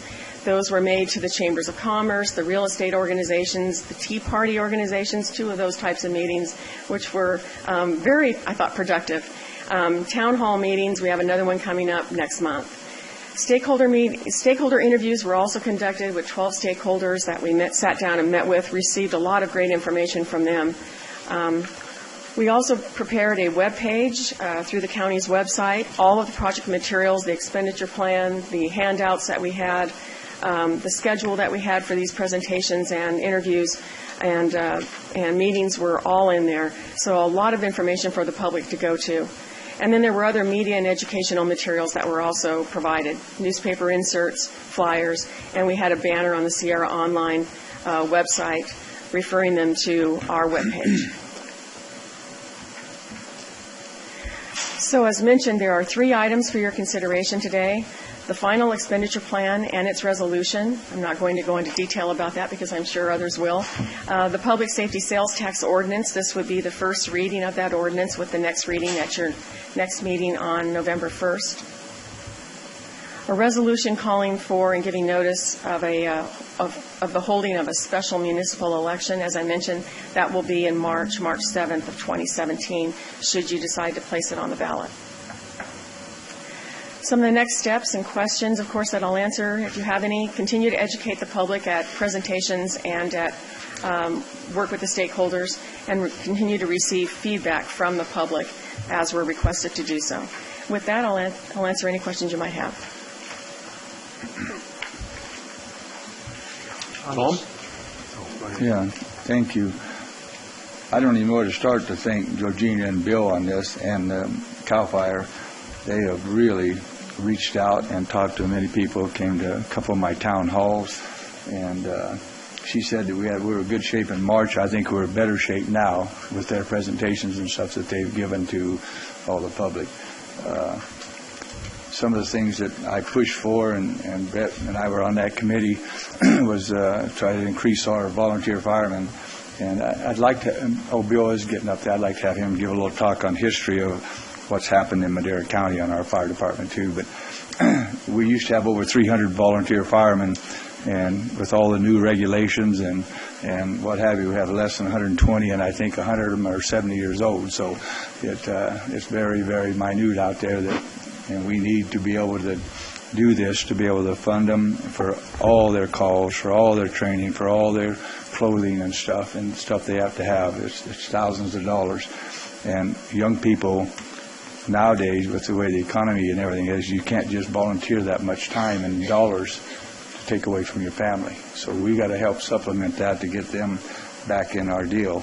And I know I've talked about the ISO rating in Madera County. 90% of it is rated 10, and this might not get it lower right away, but it's the first step to start doing that. Without this, it'll never go lower than 10. That's a given. It can't get any worse. It can only get better if we do this. That's right. Exactly. So, I'm not trying to say that it's going to do it, but I'm just saying we got to take those steps to do it, and our staff has already taken steps on buying new trucks and stuff like that too. CAL FIRE stepped up their plate, offering all kinds of stuff now. They're even doing some of the training now for cheaper and stuff, and more often, so that's helped.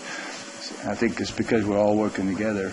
I want to thank Becky too. She's sitting back there for helping us get this date set, because we decided we didn't want to get in this big jumbled mess in November, this election, to have this on there, because we thought we should be standalone so that we can educate the people how important this is for our people. So you got to remember on the volunteer firemen too. I mean, in the winter and stuff, we do have the whatever that program is. I'm blank, but for our firefighters, but it's still not fully staffed like it is in the summer.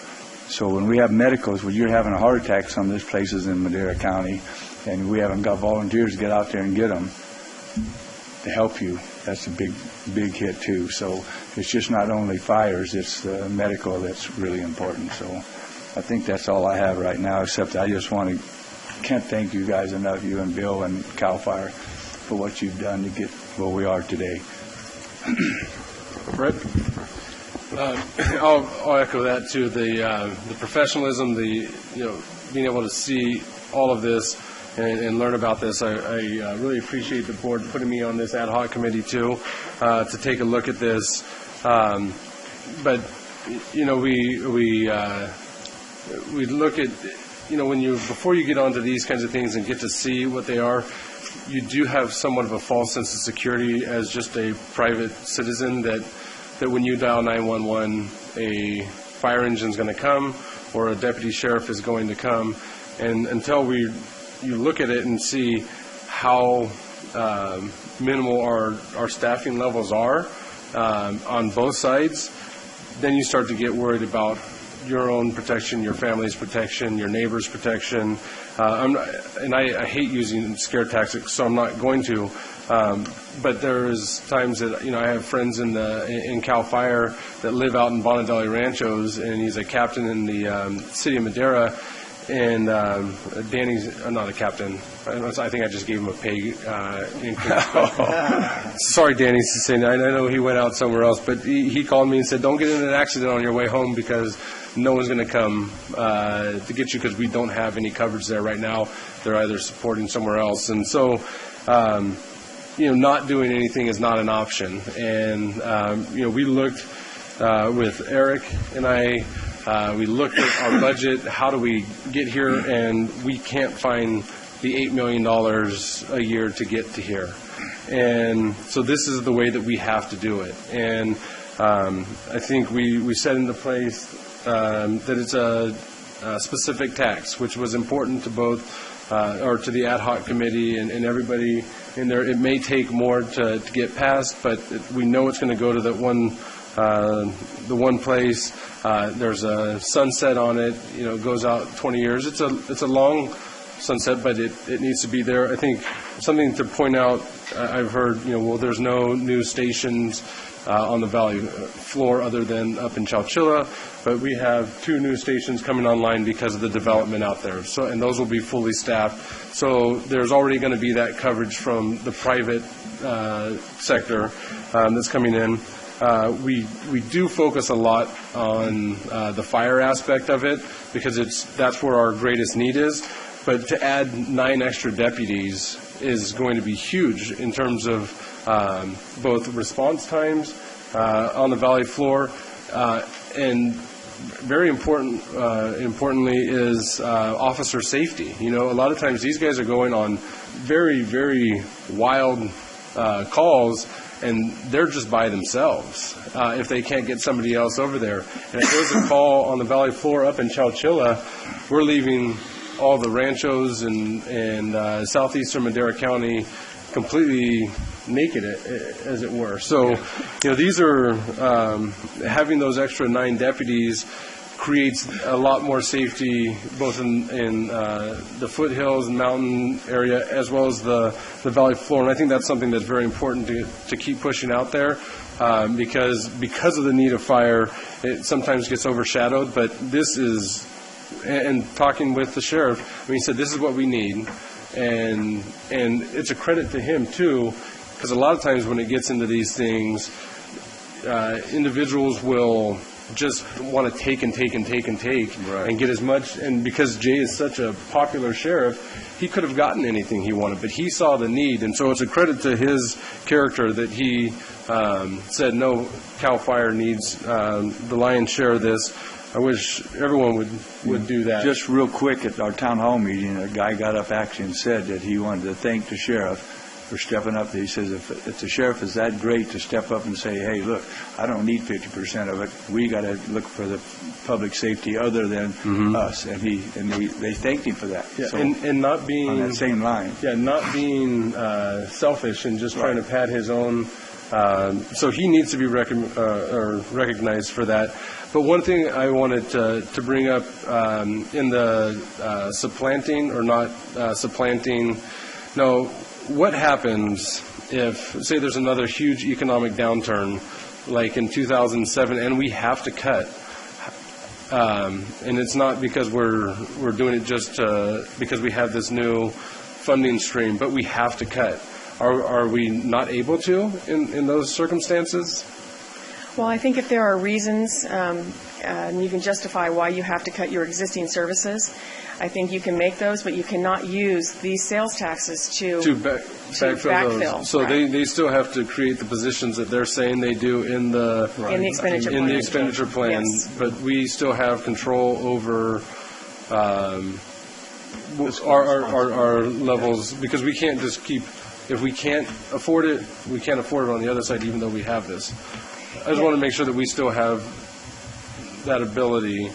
Hopefully it doesn't happen, but there are requirements for maintaining a level of effort with your existing funds. Okay. So I don't know the specifics related to that. I think it's something that would have to be researched.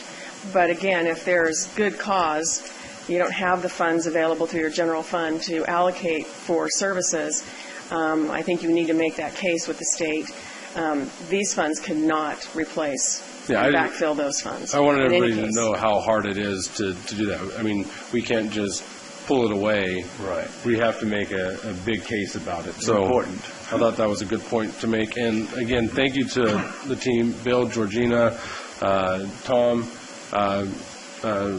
Eric, everybody that's been involved in this. It's been, it's hard when you don't like taxes to go out, but I do appreciate the board for putting me on that to look at it and try and make it as good for the taxpayers as possible.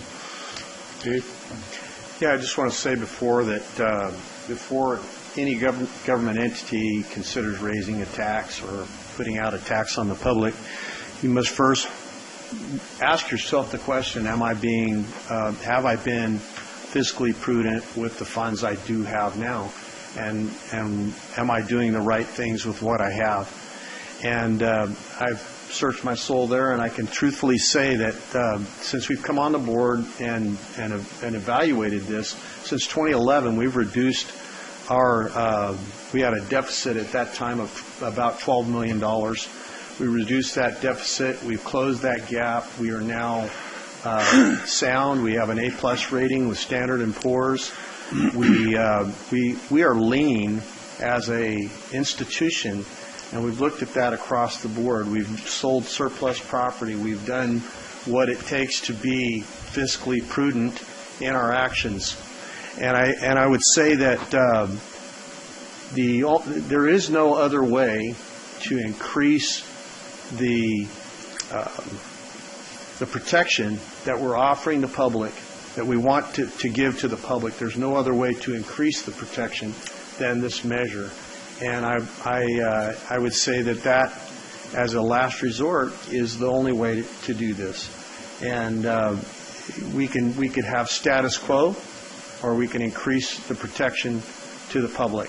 And it's our first obligation to take care of the citizens. That's our absolute first responsibility.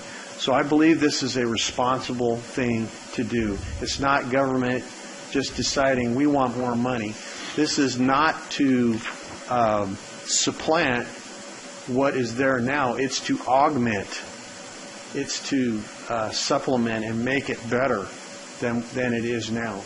And, you can have a lot of things. You can have a lot of amenities in a community.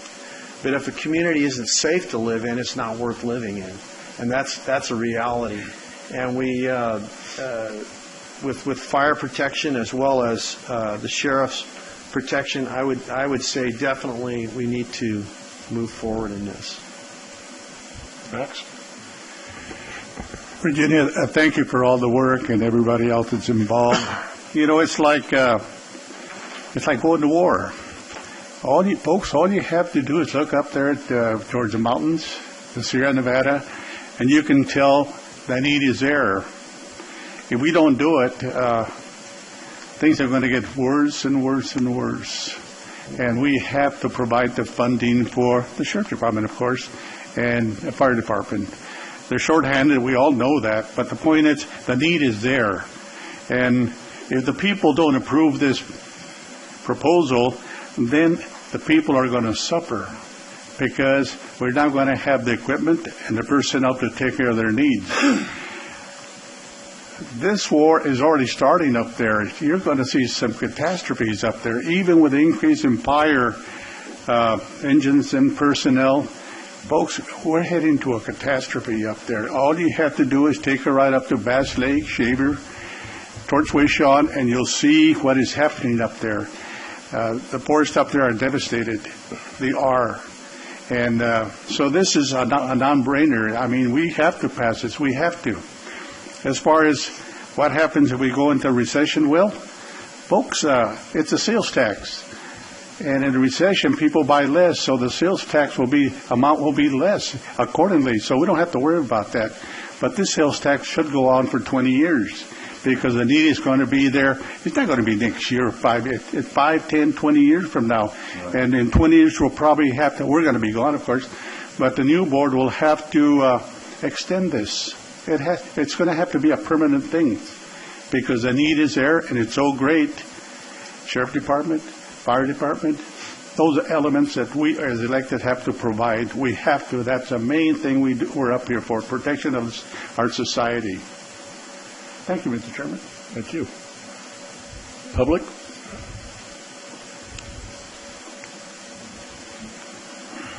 Dale Drozen, Madera County resident. A couple of questions. One of the stations that you were talking about staffing with 2 paid staff was Rolling Hills. Right now, Rolling Hills is staffed with 1 paid for by Valley Children's, and we'll soon have the second one in that'll be paid for by the developer.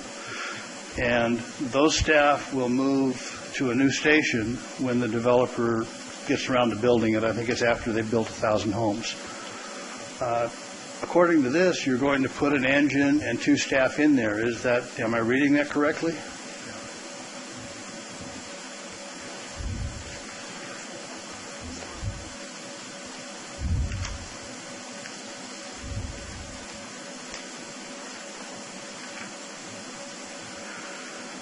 Chairman, Board of Supervisors. So your question, Dale, is this shows that there's going to be an engine and 2 staff provided by this funding for Rolling Hill Station.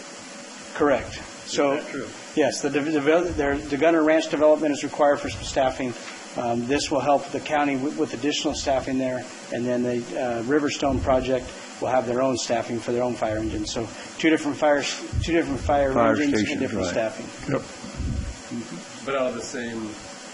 So in Rolling Hills we're not looking at short term, we're looking at long term staffing at Rolling Hills then. Correct. And the other thing is the staffing for North County is slated to go inside the city of Chowchilla. That I've had several calls on that. It's a sticking point for people. As you're selling this plan, you need to explain why that engine is in Chowchilla, and Chowchilla is not paying. Because that's where the station is. I understand that, and I understand that Chowchilla's been bailing us out because we haven't had it staffed in there. But that's something that's bringing up a lot of ire among the people, and they may not vote for it. So that has to be explained as to why there's an engine inside Chowchilla City. That's a good point, Dale, too. We have a station that's unmanned at all, Dairyland. You have 2 unstaffed stations in the Chowchilla area. You used to have 3 stations in the Chowchilla area: Dairyland, Brenda, which is a kind of Fairmead area, and Chowchilla. And in 1985, all those closed. So now there's no staffing in that Chowchilla area. Right. And we had a call the other night there. It was a 43-minute response time for me in a pickup and a 39-minute response time for a fire engine that was a little closer. So Chowchilla is kind of one of the areas that has the least fire protection. Yeah. Bill's been working on this issue, so Bill, if you could explain the services.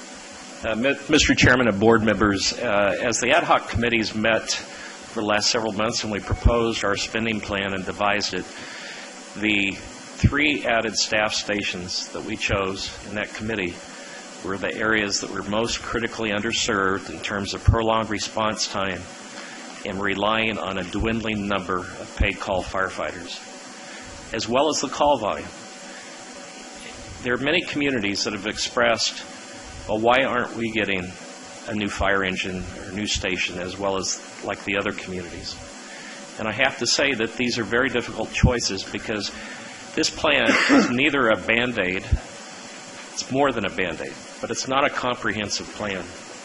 But it's the first step in addressing the most critical needs of where the coverage needs are within the county. With regards to Chowchilla, the history of Chowchilla is in the 80s, mid to late 80s. The paid county firefighter was stationed within the city of Chowchilla. That existed for many years, many years, until the county's growth moved east and to the south. And then over the next period of years, fire stations were moved and shut down, Chowchilla losing its man coverage.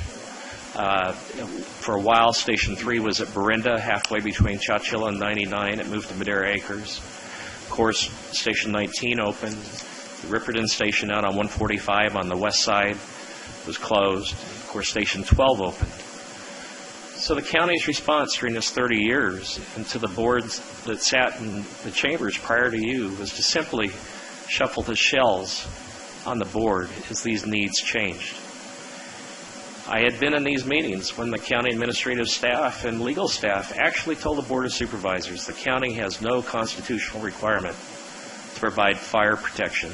And when these kinds of needs and discussions and problems were brought to the board's attention, that was the response, to shuffle the shells on the board.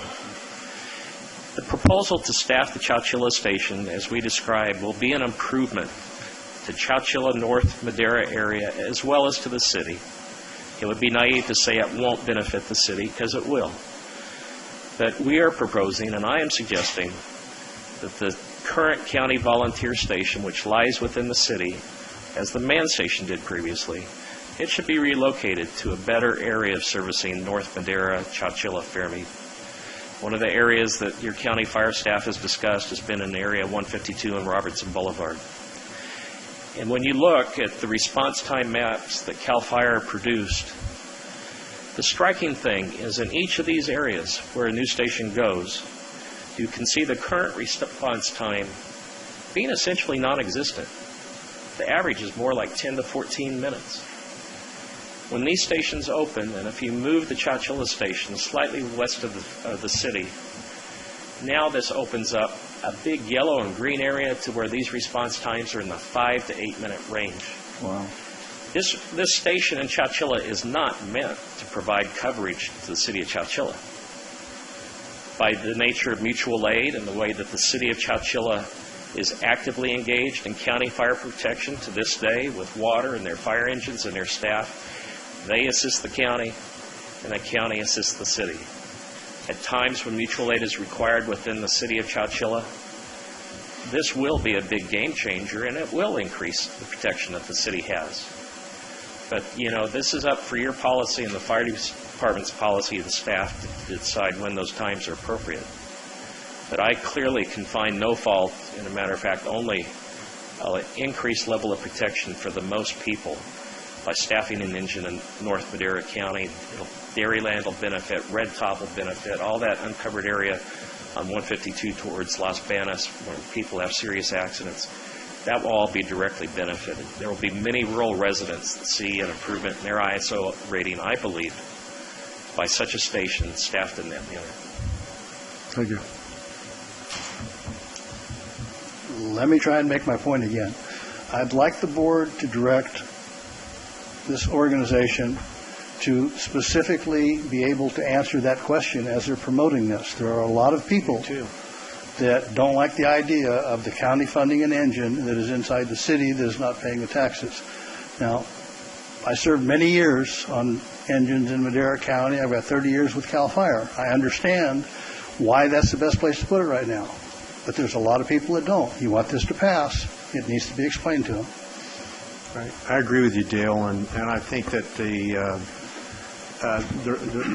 county's ownership of that station right now is a large part of why it's there, and it's the most efficient station to operate out of at this point. But I would like to see that moved west of the city as well toward the Dairyland area. I believe that would be the best operational zone. You're covered on the east side by Station 5. You've got the Station 2 that covers the Acres Country Club, that region, and out towards Chowchilla toward the north. And then you've got, of course, a station in Chowchilla. But I believe the city is very adequately served by their own city fire department. They are really on the ball, and Chief Turner is an excellent provider of services. They have excellent response times, and I can see no reason why we shouldn't provide adequate coverage out on the west end. Thank you. So now this is Bill Ritchie from Raymond, County resident, wanting to make my public comments. I really want to sincerely thank each and every board member that sits here today and the county administrative officer and his staff for what's been a discussion now for the last 18 months. Your patience has borne my presence and my many comments before you. You've been willing to listen. The thing about listening is, again, as I want to state, in the last 30 years, this is the only time a board has been committed to addressing this problem, but just not this problem, many other areas of unmet needs and efficiency and improvements, revision, that have long been neglected as this county has grown. So regardless of how you all vote today, I commend you all on allowing a serious discussion to take place. CAL FIRE, in their role and their future in this, I want to emphasize the level of expertise and value added to our cooperative fire protection agreement. The county is benefiting far more into hundreds of thousands of dollars in backup services and support that we don't pay for in this contract. I covered extensively for Sierra News Online the recruit training class for the last paid call firefighter group was trained last spring. In 3 months, CAL FIRE put these guys through, and women, I think it's all men, put them through 200 hours of training, and much of the staffing and resources that was provided during those 3 months wasn't county-paid personnel. It was much state personnel and equipment. It was also done on a lot of their firefighters' off times. That's the level of support that you receive. Again, this plan will not be the comprehensive plan, I think, going forward. The steps the county's taking to address economic development and growth, enhancing jobs, enhancing industry, enhancing farming, increasing the tax base is one part of this. Continued support and mitigation from new development in casinos is another piece of this pie. Aggressively pursuing grant funds for such things as more apparatus, equipment, stations, construction. That can be ramped up a bit. And also, I think you all have demonstrated that you recognize that a little bigger piece of the general fund needs to be carved out. With these 4 or 5 pieces put together, this will go a long way toward improving, like when Chief Corporate was here 2 years ago and showed the ideal level of funding would be another $10 million. That's not possible right now, but we can make a lot of improvement with another $4 or $5 million towards that end. Thank you very much. Anything more from the public? Okay, we'll bring it back to the board, but I'd like to make a statement real quick. I want to thank the committee also for putting this together.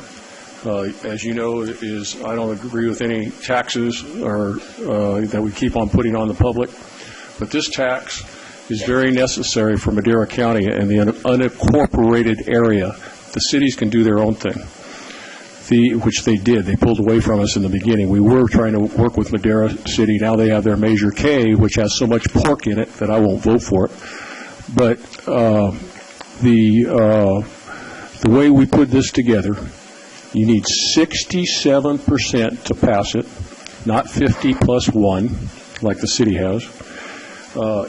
It's really fighting against Proposition 47 and now 57 when it passes in November, which it will, and 64. That puts all the responsibility back down to the county and all the responsibility back down to the citizens of Madera County. Takes the responsibility from the state prison system and forces it back to the county prisons or the county corrections and county jails and county sheriffs and on, city police. So this, I'm very proud the way the committee worked on this and put it together, and I'm 100% for it. And I know I'm going to get hell for that, but I really feel that the way you put it together with the sunset clause in it, which the Measure K does not have that. Measure K has stuff like roads and maintenance fees and everything else in it that you can't imagine.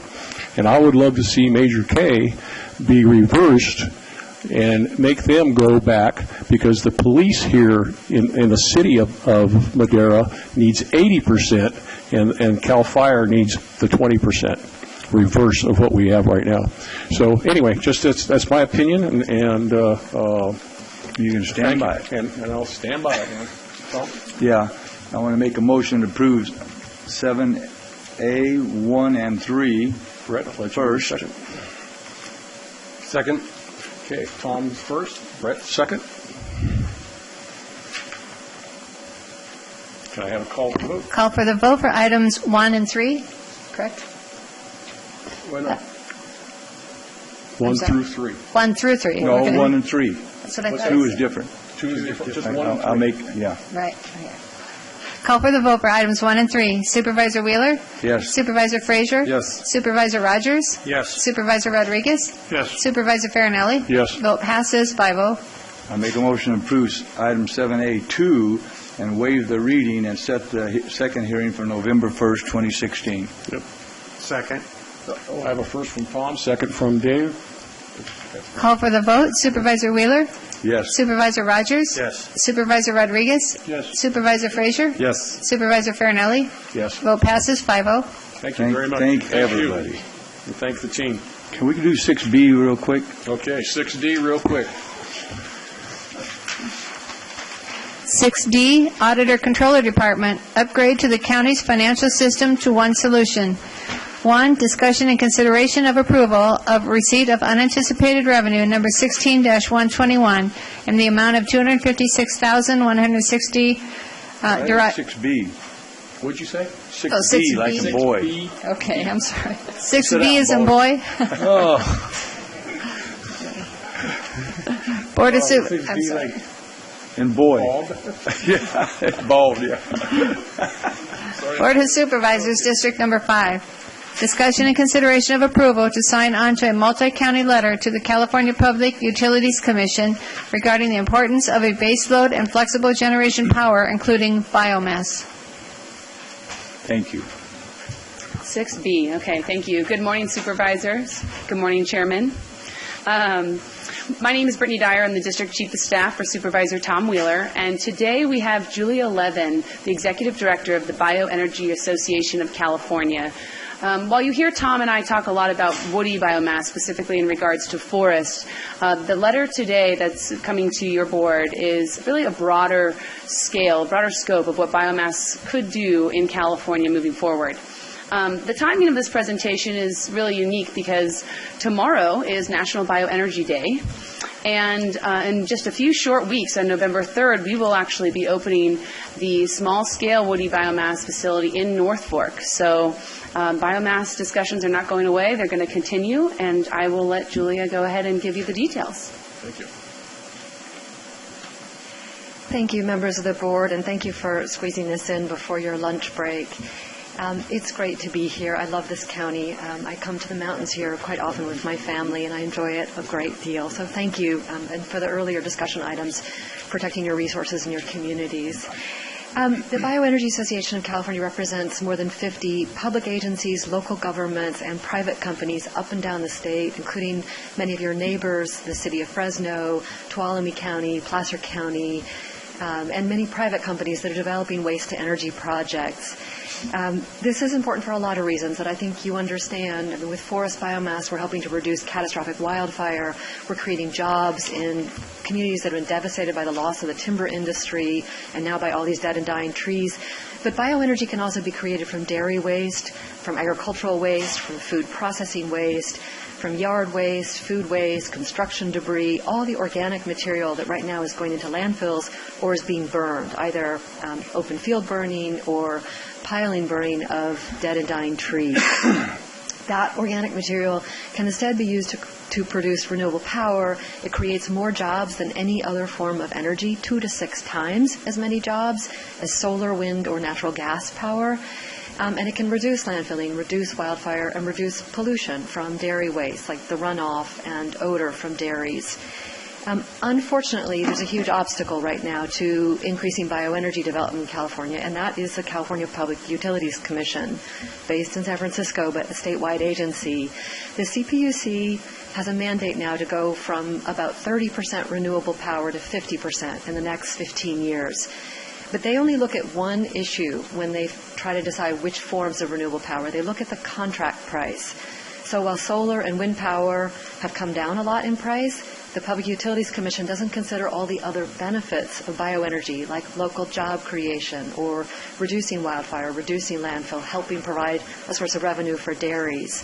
And they don't even look at the cost of backup power for solar and wind, which are not there 24/7. Bioenergy can be there 24/7. So it provides a consistent source of power as well as jobs and economic development, including facilities like the North Fork facility.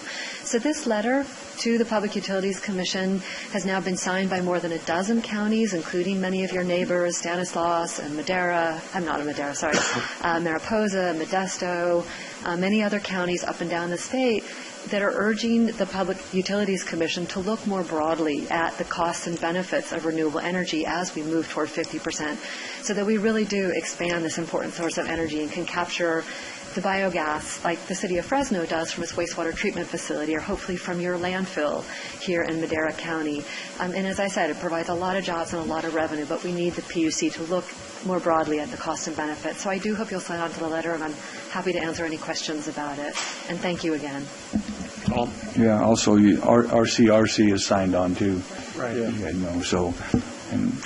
I was just going to say that. I would just like to really make a fast comment. When I first started, this was the first town hall that I went to, was Tom's town hall, and guess what it was about. And I mean, that was, I think, the first month that, and man, what a commitment you all have made, and with some of the laws that helped change some of this stuff, it's going to happen, and congratulations, and I can't wait to see this is very important. Fired up and running, because I think all the other counties are waiting for this to start up and happen. Absolutely. Too. So, and like Tom said, RC is right behind it, and that's our rural counties, and appreciate their support. Any other questions? Okay, thank you. Anybody with the public? Back to the board. I move we approve item 6B in Boy. Second. We have a first and a second. First from Tom, second from Mr. Frazier over here. Call for the vote. Supervisor Wheeler? Yes. Supervisor Frazier? Yes. Supervisor Rogers? Yes. Supervisor Rodriguez? Yes. Supervisor Farinelli? Yes. Vote passes 5-0. Thank you. Thank you, Julia. Have a safe drive home. We're going to jump around just a little bit, but I need to get public health back to work and corrections and our probation back to work. Okay. What number? 6A, please. 6A, Public Health Department, presentation of proclamation declaring October 23 through the 29th, 2016 as Lead Poisoning Prevention Week in Madera County.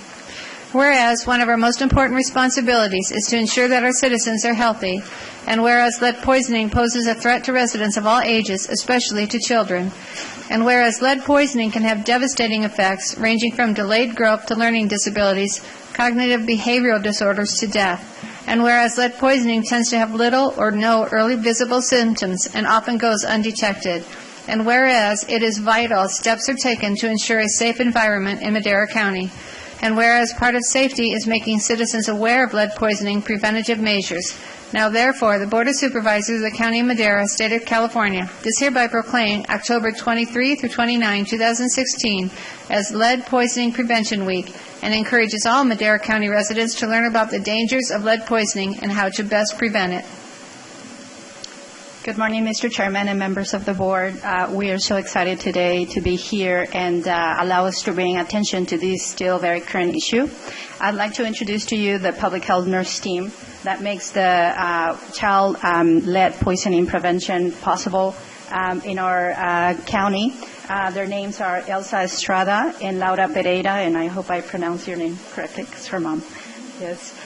So this is a wonderful team that dedicate their entire day in and out to protecting the health of all our children in Madera County. So we want to thank you for motivating and giving us leadership to really endorse this next week, because it's going to be really important to continue to raise awareness and bring in education to our residents, because we still have to deal with all these issues. So thank you so much for your leadership and the time to make this proclamation. Thank you. And let's Thank you so much. real quick.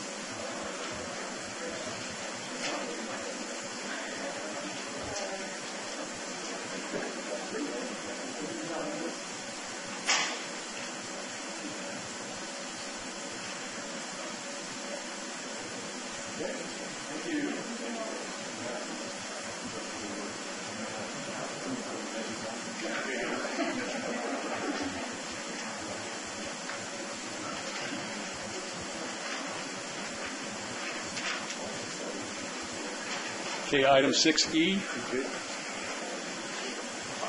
6E, County Administration Department, General Services Division, and Probation Department. Probation Boot Camp Tenant Improvement Project. 1, discussion and consideration of entering into an agreement with DivCon, Inc. in the amount of $2,153,000 for construction of the Madera County Probation Boot Camp Project and authorizing issuance of the notice to proceed. 2, discussion and consideration of approval of a resolution awarding the contract to DivCon Inc. and overruling all bid protest. 3, discussion and consideration of entering into an agreement with Core Business Interiors in the amount of $201,440.61 for the procurement and installation of new furniture for the Madera County Probation Boot Camp Project. 4, discussion and consideration of approval of transfer of appropriations number 16-138 in the amount of $2,150,000, transfer from Juvenile Justice Appropriations for Contingencies and Supplemental Law Enforcement Services Fund, Juvenile Justice, appropriations for contingencies to operating transfer out, 4 votes required. 5, discussion and consideration of approval of receipt of unanticipated revenue number 16-139 in the amount of $427,625 derived from the CCIPA PC 1230-1233 fund balance to be appropriated to CCIPA PC 1230-1233 operating transfers out for multiple fiscal years, 4 votes required. 6, discussion and consideration of approval of receipt of unanticipated revenue number 16-138 in the amount of $2,577,625 derived from Juvenile Justice, Local Law Enforcement Services Fund, Juvenile Justice, and CCIPA PC 1230-1233 to be appropriated to boot camp probation improvements, buildings and improvements for multiple fiscal years, 4 votes required. Good morning, Mr. Chairman, members of the board. Maria Miranda, General Services. Before you today are a number of actions related to the Probation Department's Boot Camp Tenant Improvement Project. We are seeking approval of a construction contract with DivCon, Inc. as the lowest responsible bidder in the amount of $2,153,000 to perform the tenant improvements. Those improvements include renovating the dormitories, bathrooms, holding cells, reception desk, break room, replacing all of the HVAC units, installing new lighting, a new fire sprinkler system, a camera system, and ADA upgrades to the parking lot area. We also recommend an approval of a resolution awarding the construction contract to DivCon Inc. and overruling any bid protest. We received a bid protest from BMY Construction Group Inc., who was the second lowest bidder. The protest questioned the qualifications of DivCon. After careful review of the protest letter, the bid, and our RFP, with County Council and our department, we determined that the bid protest was invalid, and we asked that the board proceed with issuing the contract to DivCon. We're also seeking approval of a contract with Core Business Interiors in the amount of $201,440 for new furniture for the boot camp project. Finally, we're requesting approval of a bunch of budget adjustments to cover the contract amounts. With that, I'd like to turn it over to Chief Probation Officer Rick Dupree for additional comments. Thank you, Board. Rick Dupree, Probation Department. First of all, I want to thank Maria and Maritza because they've really carried the torch on this project. I just kind of threw this out there, and they really took the ball and ran with it, so they did all the work. I'm more eye candy at this point. Secondly, this is something very needed by our department because currently our adult and juvenile services, we occupy 4 buildings, and I think the average age of those 4 buildings is like 80 years. Our youngest building is, I think, about 66 years old or something, 56, 66 years old. Pushing my age. Man. You're that old? I thought you were much younger. But anyway, this is something that is very needed. And lastly, the biggest point that I want to make is that we're not using $1 of general fund. This is mall money that we've saved over the years, that we've kept our pennies. We're of a mindset not to spend every dollar that comes our way. We spend what we need. We save what we can. And when these projects come along like this, because this would have never happened, I don't think, if we hadn't saved these dollars. So I want to really thank my staff for all the work that they've did over the years to allow us to be able to save these dollars. So with that, I'll turn it back over to Maria. Hey, Rick, real quick before we start, explain, this building is the newest building that you have, right? Correct? Correct. The boot camp. When was that building built? The boot camp, the one that we're remodeling? Yeah. The one we're remodeling was built in, I think it was completed in 98, if I'm not mistaken. But we haven't occupied it since 2009.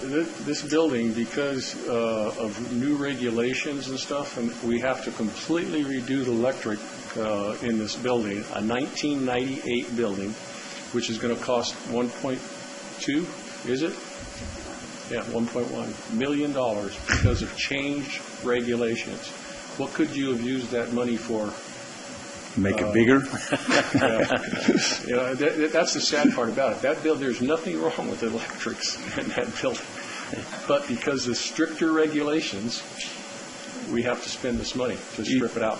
You're exactly right, because the building that we're occupying right now, the old courthouse, what is it, 90 years old or something. We're still using the same electrical that they put in originally. I just want to make that comment. Yeah. Paul?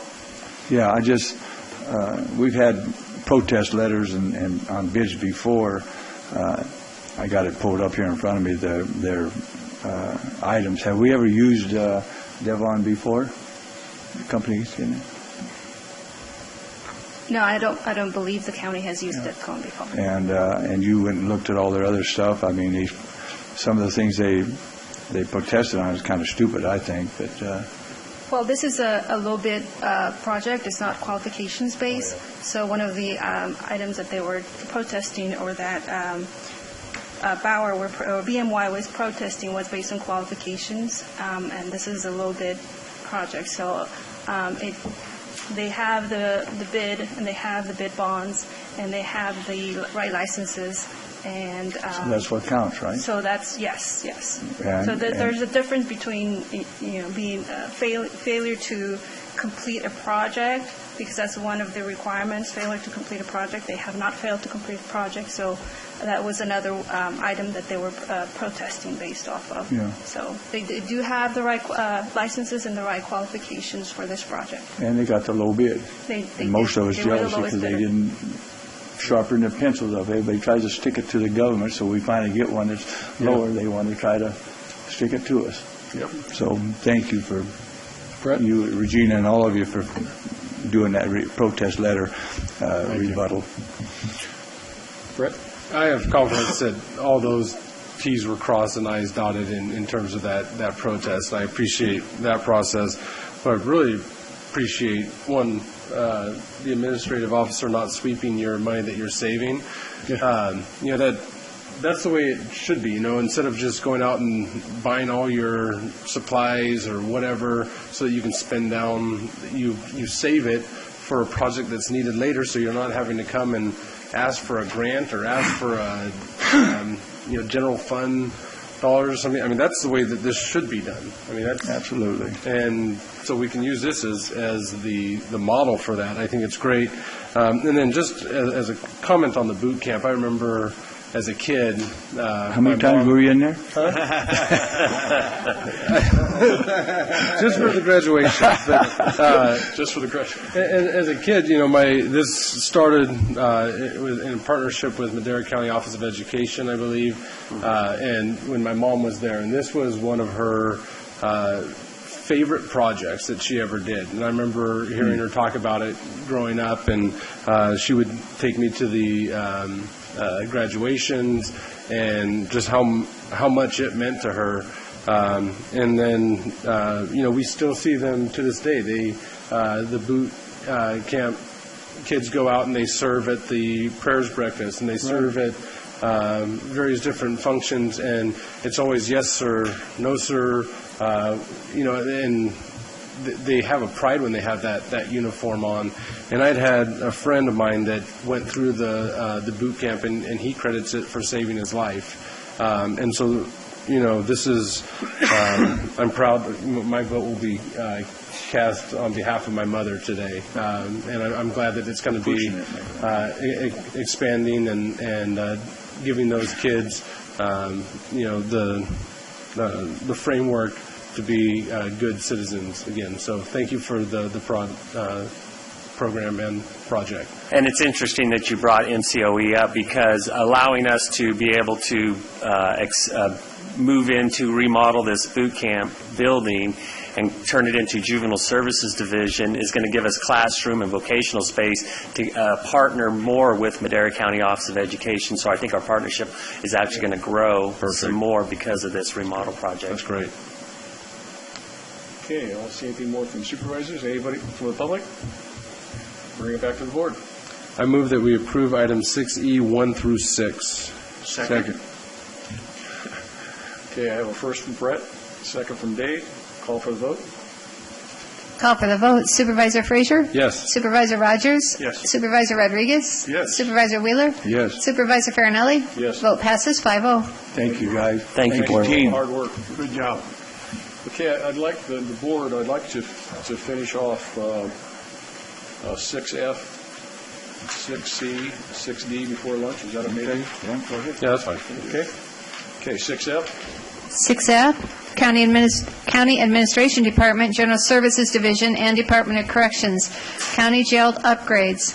1, consideration of entering into an agreement with L&H Airco, LLC, in the amount of $49,850 to furnish and install an Alderton BAC Net Backtalk Energy Management System for the HVAC system at the county jail. 2, consideration of entering into an agreement with Cash and Lincoln Fence Company, doing business as Valley Fence Company, in the amount of $60,775 to furnish and install perimeter razor wire fencing at the county jail. 3, consideration of approval of transfer of appropriations number 16-136 in the amount of $110,625. Transfer from Jail Phase 2 Kitchen Buildings and Improved to Jail Phase 2 Kitchen Operating Trans-Out General Fund. 4, consideration of approval of receipt of unanticipated revenue number 16-137 in the amount of $110,650,000. It's a mistake there. Yeah. Derived from the Jail Phase 2 Kitchen Operating Trans-Out General Fund to be appropriated to DOC Administration Building and Improved. 4 votes required. So we just need clarification on the dollar amount. You said it before I got to say Before we something. move forward, I didn't hear, and I didn't hear county council say anything, but I didn't hear it, I'm sorry, but we did, at the last vote, we did approve 1 through, all I heard is Yeah. 6. I said 1 through 6. Okay, you did say I did say 1 through I just want to make that clear. Thank you.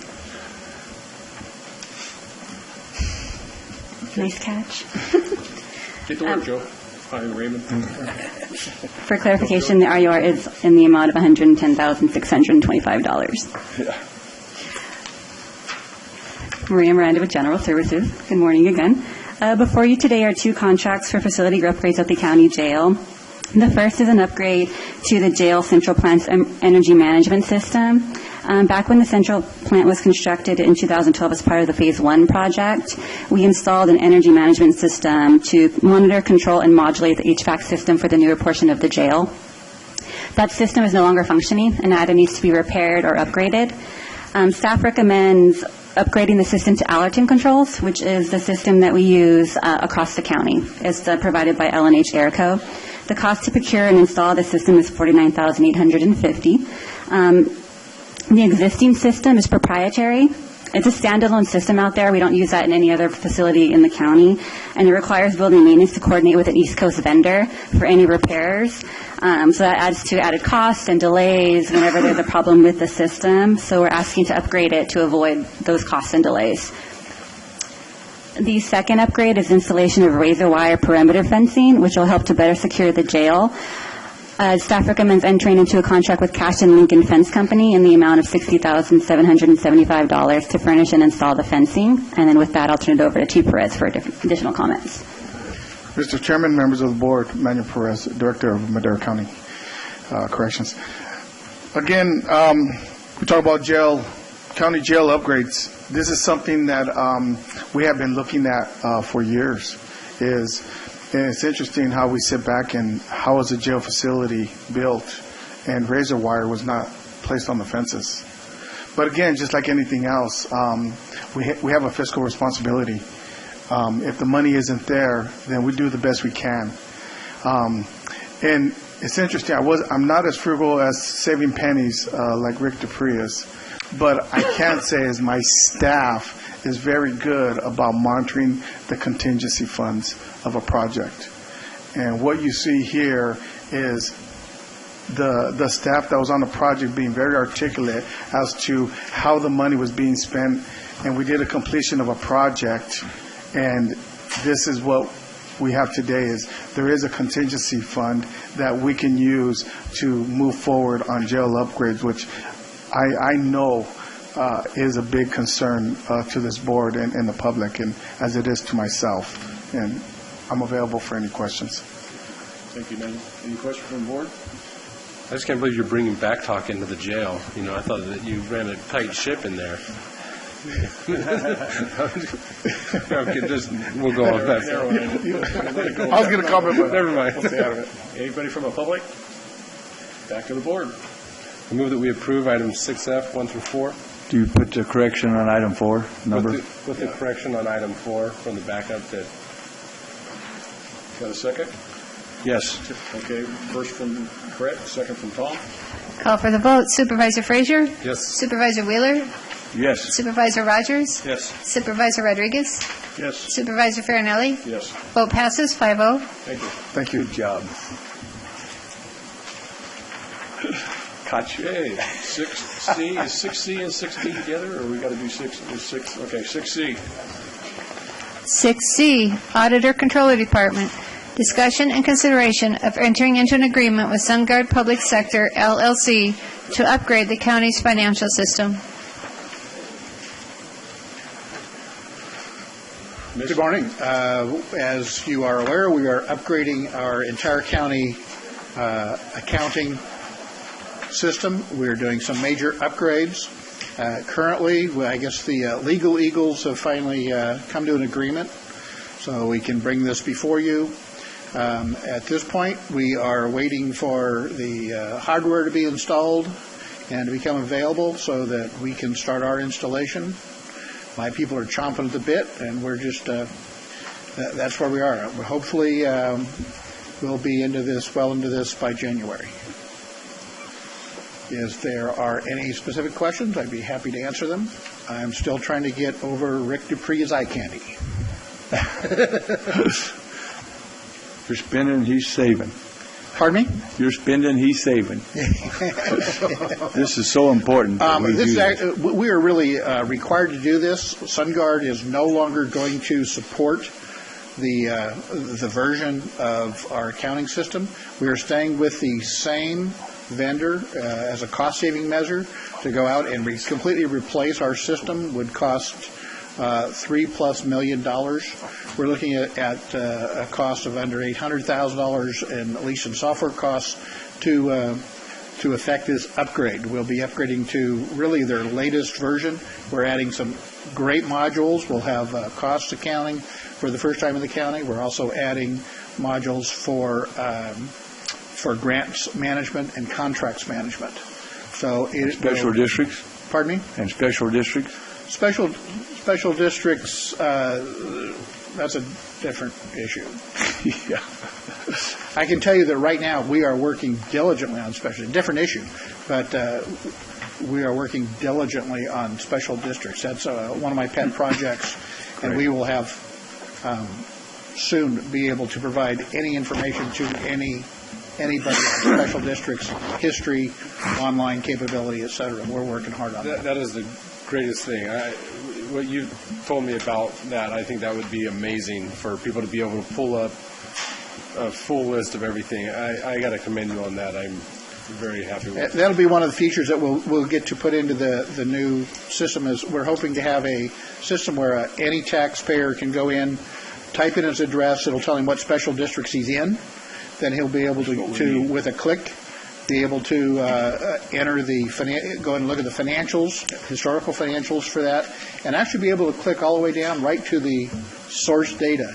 They'll be able to go down and look at an invoice if they want to. Oh, so massive amount of transparency it requires from us and actually many other departments within the county that information be posted currently and journal entries be made on a more timely basis than annually, and we're working with them to effect that.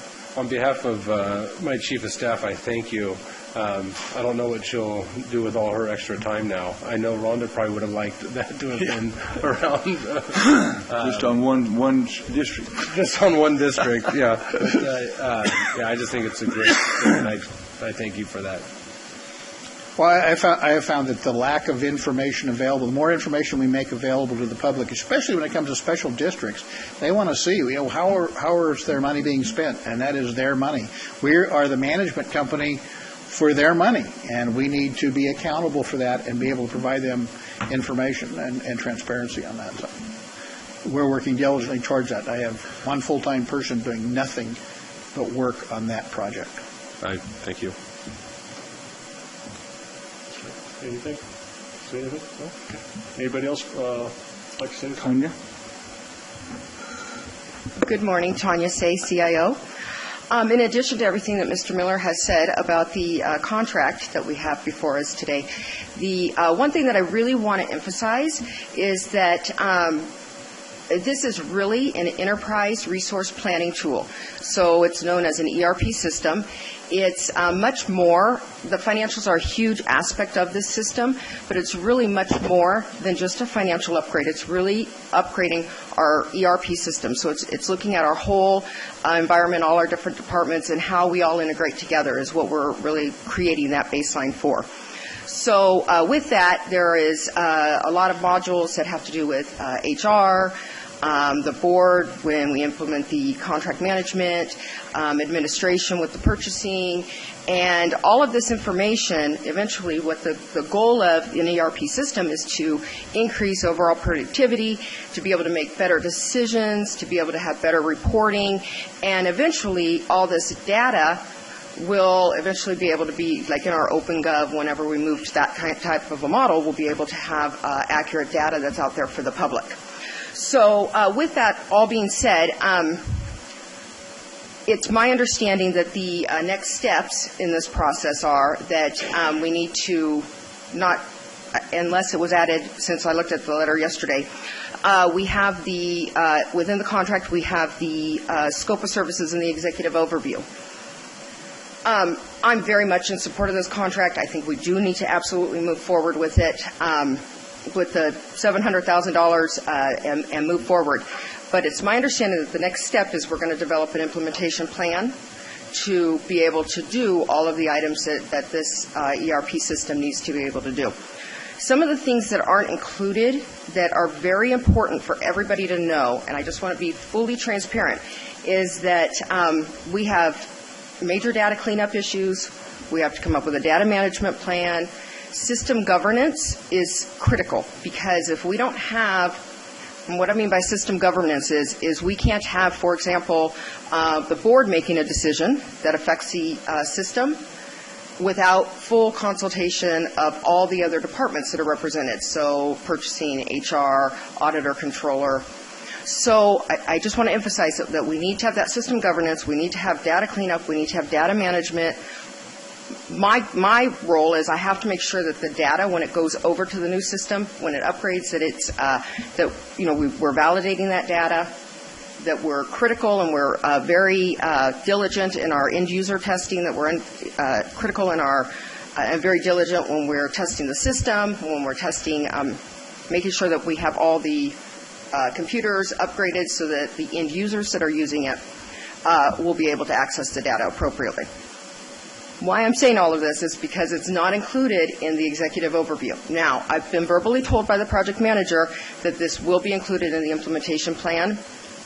But once this contract is signed, the next step is really to develop the implementation plan so that we can move forward with all of these, because there's a lot of stuff that needs to be done prior to going live.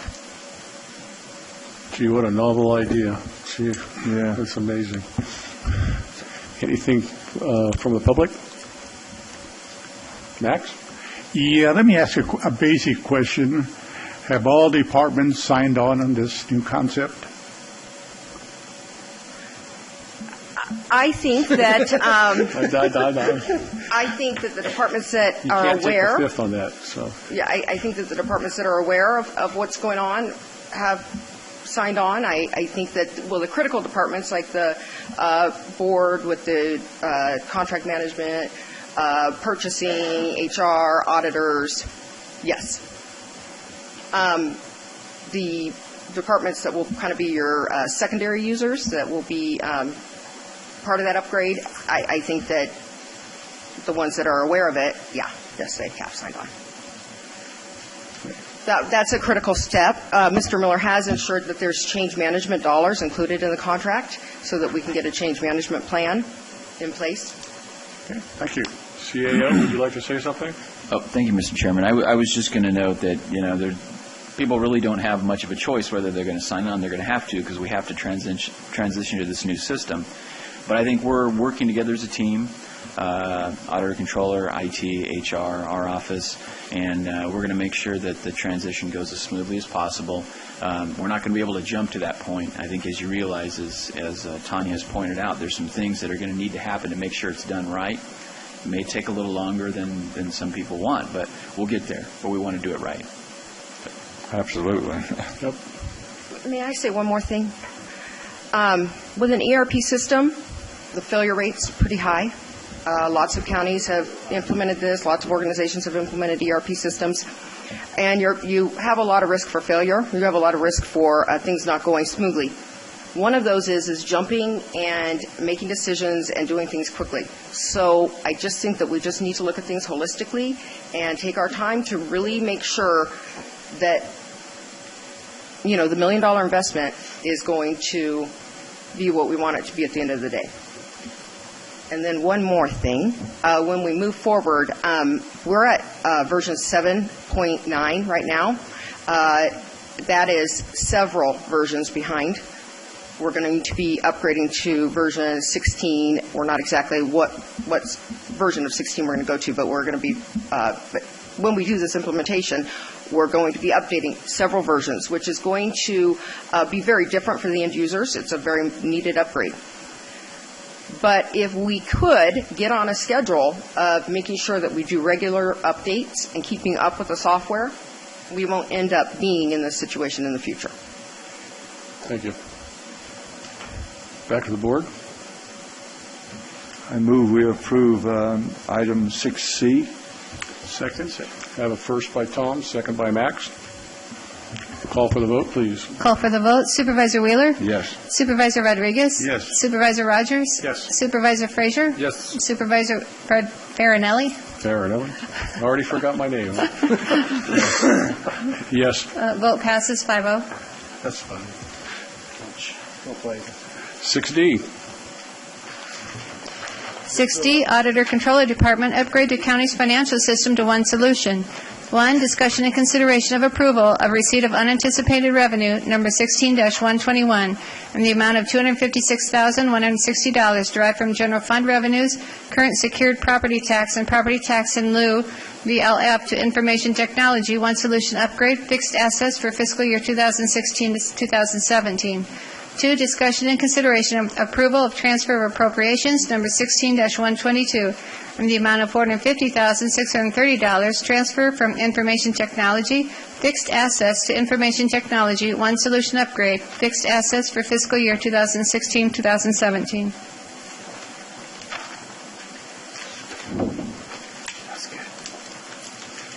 You again. This is really just a follow-on to what you just voted on. This is the funding mechanism for that, so. Move to approve. Second. First by Brett, second by Dave. Call for the vote. Public comment, Chairman? Public comment on this before we vote? No public comment? Okay, first by Brett, second by Dave. Call for the vote. Call for the vote. Supervisor Frazier? Yes. Supervisor Rogers? Yes. Supervisor Rodriguez? Yes. Supervisor Wheeler? Yes. Supervisor Farinelli? Yes. Vote passes 5-0. Okay, we adjourn to, you guys want to make a 1 or 1:30? 1:30. 1:30. 1:30. We adjourn to 1:30. Thank you.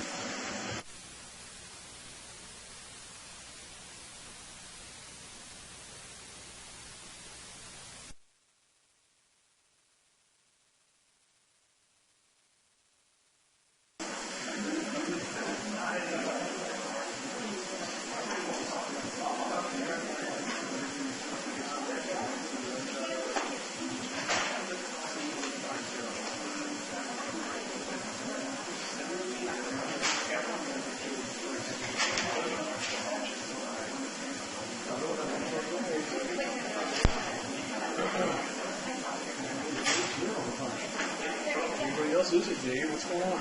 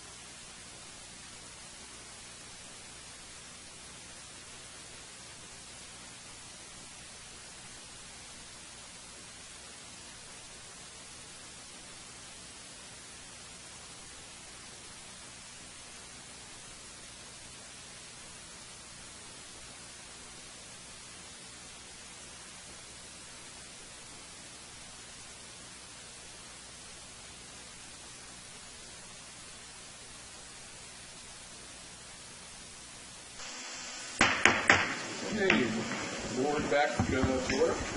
Where we have 6G, please. 6G, Community and Economic Development Department, Planning Division. Discussion and direction to authorize staff to initiate a mid-cycle supervisorial district boundary change and to work with a qualified professional to perform the work necessary to create population estimates.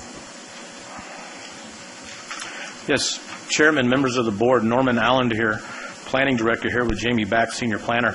The Madera County ordinance, in addition to requiring after every census, the 10-year census, what's known as decennial adjustments, it also allows for mid-cycle adjustments. And so, there it is. And so, based on, we are about 5 years in, because typically the way the census works, it happens on the, say in 2010, the numbers come out in 2011. So we are about mid-cycle 5 years in the middle of this, equidistant. And so it was discussed that perhaps we should look at the numbers again. The reason why we don't have an extensive presentation on numbers is that we wanted to get direction from the board and have this discussion before we would engage any kind of census data and spend extra time on it. So here you'll see the supervisorial boundaries as were adopted in 2011, and you see the statistics that relate there and the fact that they were all within about 1 plus or minus 1.3% of each other. So the way the requirements are is that the boundaries shall be adjusted nearly equal in population. So that's your number one thing you look at, is how close the populations are balanced between the 5 districts. Subsequent to that, you start to look at communities of interest. You start to look at different breakdowns subsequent to that, right? Geographic features is another important thing. I can tell you, having thank you, Supervisor. Having worked on the last adjustment, that population is always a factor you look at, but every time you want to adjust, say, for boundaries. So in the case of the last adjustments, 99 was used. Jamie, I don't know if you can do that, but 99 was used because City of Madera automatically gets, by its amount of population, has 2 supervisors. So we adjusted it based on Highway 99 because that's a recognizable feature, right? Similar thing happened between District 1 and District 2. We used Avenue 12. And I do believe, what was it, Road 27, I do believe, in District 1 and District 2 up in that area. I do believe it's Road 27. Yes, sir. Yes, sir. Yes, sir. So these were things, and then, of course, the Madera Canal, and it was discussed at that time, bringing it all the way down for District 5 to Highway 41, or flattening it out at 145 and bringing it in parallel. It was decided, because there was no change in population by doing that, and it was boarded on, there were other options, that we would follow that Madera Canal as a feature. So that was done at that time. Tell them what the other option was. There were another option that had District 5 went all the way and touched the City of Madera. Down to 99. All the way down to there. And so that option wasn't the adopted option. This is the one that was adopted. So before you today is a request to, again, start an endeavor, take a look at it. We do have some preliminary numbers, but it's not something that's as finite as we would like it at this point. And so with the board's permission, I'll work with Regina, County Council, to get started on it. Obviously, the CAO's office will always be involved because I'm going to need Kevin to give me some money. And so, and I've met with Becky Martinez actually earlier today. I don't think she's here. But as is always, we have to keep her in the loop, and we will. It's a cooperative process, as was last time, because when we change boundaries, it has to do, there's certain time frames, there's certain, to get her layers done and get her precincts done, that changes some of those things. So we will coordinate. I told her if she wasn't here, I would put that on the record, that this obviously will be done in coordination with the elections office to make sure it's mainly about timing is the primary issue. So with that, that's staff presentation, unless County Council or Eric has anything. Thank you. Yeah, sorry I'm late. Brett and I were giving those 2 boys a tour up there. Oh. Yeah, no, those boys could whip us, so they're pretty tough. One broke his arm doing that. But that's no excuse. What? That's no excuse? No. Okay, thank you, boss. Also, did you mention the population, that my District 5 has got the lowest population numbers in all of them? Actually, it was the second lowest. District 2 was the lowest of them all at 19.3%, and you're a little bit at 19.4, actually. Okay. So, close. Yes. So, see what we got to do, put up with, Dave?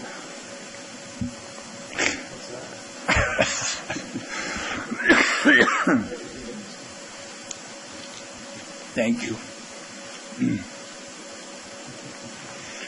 Brett, any comments, or since it has to do with your district? Yeah, I'm just curious. I mean, this was something that when we were dealing with the Austin Quarry project, I mean, I had asked to have that in my district since the impact was going to be mainly felt in my district. I wanted to be the supervisor of record on that project so that if they're not doing what they're saying they're going to be doing, I wanted to be the one that had to deal with them and kind of put my thumb on it. So that was gladly to give it to you.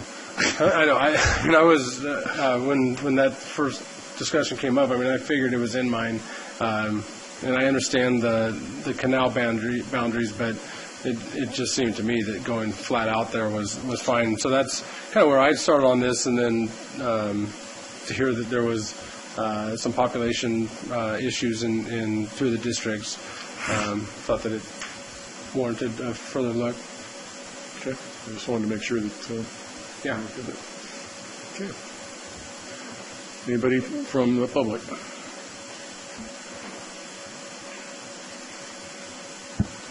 Dale Drosen, Madera. Just wondering about the timing of it. We're in the middle, or we've been in a recession, and housing hasn't been developing that much. There can't have been that much of a change in the population. In another 2-3 years, if the developments keep going the way they're supposed to be planned, there's going to be some huge changes.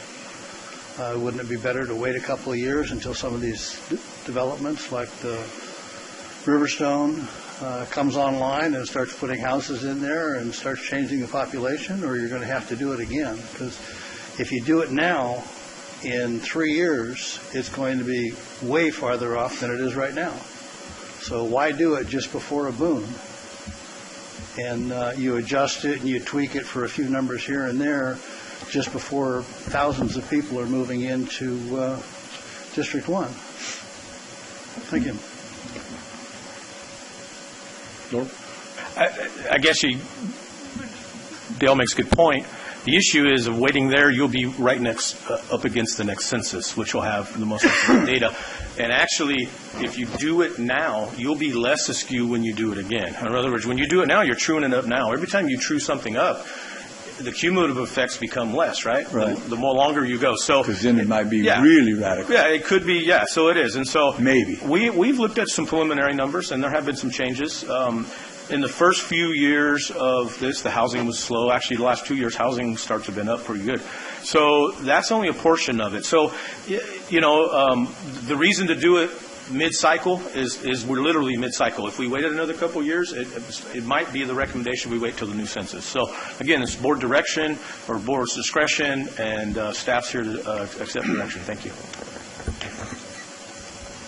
This is insane to do it. Norman, I think we're premature. We should wait a couple of years. How often do we have to do that? You're talking midterm here. So why are we trying to take that action now? Our ordinance allows it, so it allows mid-cycle, and the point was brought up from about some of the issues that are out there. So we're mandated to do it after every census. It's mandated by law. Right. That's why it usually comes, like, say, last time. The census was 2010. The numbers come out in 2011, and we adopt this map kind of towards the end of 2011 is when it happens. So I myself feel it's premature. I don't know how the rest of the board feels, but census is every 10 years, right? Yeah. And it'll be 2018. So, no, the next census is 2020. The numbers will come out in 2021. Yes. Yeah. Mm-hmm. And by the time the census come out, the census is old anyway.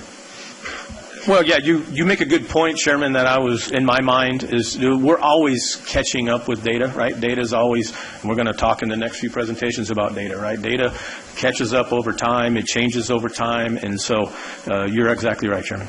We're talking about population and stuff like that's kind of interesting because being on the MAP committee, the problem with Madera County is a population that we don't count. And that's the population that the MAP committee basically is very, very concerned about. And but we're like Max was saying, we're making adjustments before the census. The problem is we have we know from the MAP committee we have over 20,000 people that we don't count. Yep. And in the city of Madera. And so. Couple things on that, Chairman. I don't want to make you think we wouldn't be using census data to do this. We literally would use census data. They have updated census data. So I don't want you to think this is willy-nilly and just Norm figuring it out. But the other thing is, you're exactly right, the issue of underreporting in the census is a problem. Can you believe that Fairmead and Parksdale, it's hard for me to say, Parksdale, don't qualify as disadvantaged communities under CDBG because the incomes are too high. Can you believe that? Parkwood just barely does. Yeah. So and you know why? It's because of underreporting. In Parkwood, which is typically higher incomes, you have a higher level of reporting and of accuracy. And in Parksdale and Fairmead, you have underreporting, which means they don't qualify. So underreporting is a major problem, Chairman, major problem. Well, it gets you in code enforcement and everything else, too. It's just like in here at the city, how many, there's supposed to be single dwellings in there. I don't know how many multi-dwellings. And you don't even know how many is in each, all you have to do is drive down Park Avenue on the other side, the west side, at about 2 o'clock in the morning. You'll see, 50 cars basically parked toe-to-toe all the way down the street. And it's not single family. And that is an issue for the county and trying to keep up with social issues and everything else. So that, I hope by the time the census come around, we're brave enough as a country to look at all the census, not just the census that actually reports. So. What is this? I mean, how many miles does it? I couldn't. The print was so fine. How many more people do we pick up? I'm sorry, I didn't look at the report because I know this is just a study. Right. So when you look at just the last one, how it was left off, the differences. The differences were within about 1.3%. So you're talking about a few thousand people, about 1,400 people. I don't like doing math in that's how many sessions. People basically have moved out from? No, this is from 2011. These are 2011 numbers. No, those numbers, people have probably moved into the Montebello. Into your district. Yeah. So you're shrinking your district. Right. Okay. Yeah. Okay. Then 445 would be. Yeah. Mm-hmm. I don't see anything wrong with continuing the study to see what's going on here. Okay. What's the cost of the board? I think that's the question. What is the cost of this? So we would return with any cost. We would expect it is less than $10,000, which is a fairly small amount of cost, and we'll work that, make sure that we have the appropriate funds so that this is not unduly burdening the taxpayers. I really feel if we don't, continue to fine tune, by the time the census is here, like you say, we're ahead of the game, I think. So anyway, Dave. Yeah, you said you had preliminary numbers. What are the preliminary numbers? I have them on an email, and they're not really vetted very well. They're from our friend, Mr. Jerome Keene. Okay. Yeah, no, we had him take a look at preliminary numbers. And what was the approximate increase overall? Eric, do you remember? Hold your feet to the fire. There's more disparity between the districts than there was in 2011. So we were plus or minus 1.3% in 2011. Yeah. It's greater now. Yes. By not significant, but greater. Yes. Okay. And to tell you the truth, the reason why I wanted to get this direction was because I can come back and give the board a very good snapshot very quickly, but it isn't something, it will take some effort, a little more effort than a phone call. Our first effort was done with a phone call. I don't see it as that critical at this point, but Simply because we functioned, previously with it the way it was, and when I was elected, I think we started the reapportionment. The next year, 11, 12. Yeah. So it's just not. I don't think it's a critical thing to the function of the circumstances. It's a matter of adjusting it every so often to make sure that things are proportionate. But I don't think there's a huge problem there right now. Eric? Thank you, Mr. Chairman. I don't know if Norm has found those statistics, but as I recall, we did look at some of the updated numbers, and in District 5 specifically, I know we were getting pretty close to that 10% margin that we can't exceed, and I think you were at 9.8. I found it. Real close. Oh, wow. I found it. It's District 5, 9.8, District 4, 7.5 variance, District 3, 2.3 variance percent, District 2, 5.3% variance. That's including the prisons, by the way, sir.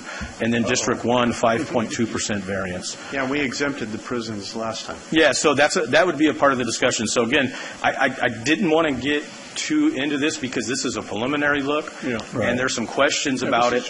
Yes, and quite frankly, we have some discretion, like excluding the prisons. There is some level of discretion on how the quote data is looked at, and so as long as we disclose what we're doing, and again, this all has to be done. You have to have County Council 2 public hearings to do this, right? So this is not something we're going to come back next week and have anything ready for. Yeah. Okay. Well, if it's a matter of being out of compliance that far, that changes the ball game. I mean, when I hear numbers like that, that's a game changer for me. And just to give a disclaimer, these are from Jerome Keene, but I think this is somebody we can trust pretty well. I'm pretty sure he's listening, by the way. So they're fairly responsible numbers. I mean, they're probably so he knows his stuff. Plus or minus 1% or so. People. Mm-hmm. And I think that's worth looking at. This is for direction only. Session yet, buddy. They moved that. Okay, Board, you I move that we come back and this is for direction only. It's not I was just going to say I move we give direction to the staff to initiate the midterm supervisorial district boundary change and work with a qualified professional to get it done. I agree. I'll second it. Yeah, in a second. Brett? Agree? Yeah. Next? Okay. Especially when it's 9.8. I mean, that's pretty close. Okay. Thanks. Got your marching orders. 6H? 6H, Community and Economic Development Department, Planning Division.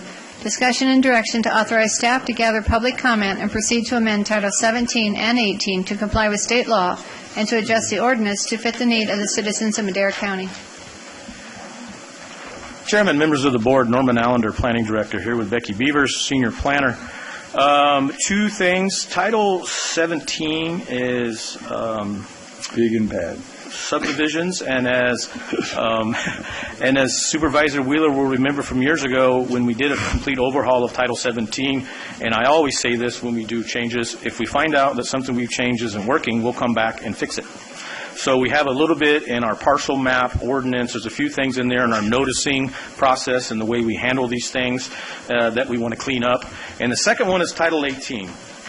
Zoning. Our good friends at the state just passed a new state-directed planning law about second dwelling units. We have an ordinance that allows we call them second single-family units, and one of the ordinance that state law says we have to call them a different name, so that's easy. It standardizes it. And at the same time, as many of you know, we want to look at our accessory uses in general. So we want to clean up to comply with the state law and zoning. You know I don't like it, but you know I always try to keep us in compliance. And thank you to the legislature and the governor for that.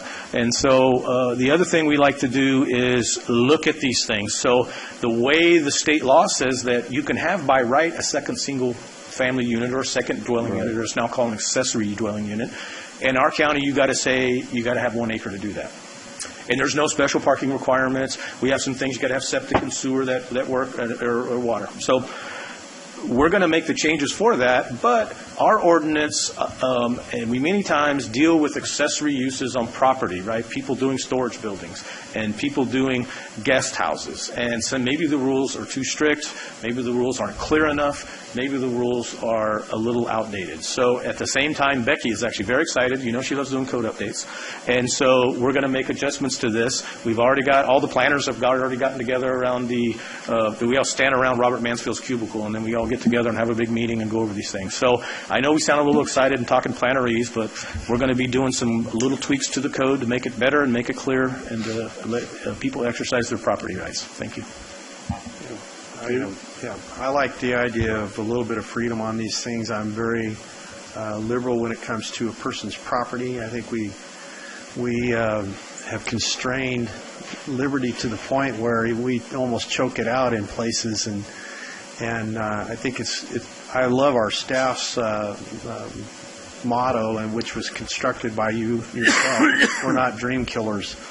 And if a person wants to have a second dwelling on their place and it complies with health and safety requirements and complies with the code of setbacks and all of the things that we have designed to create those safety standards, I don't see that it's any of the state's business whether or not we have one on there or not.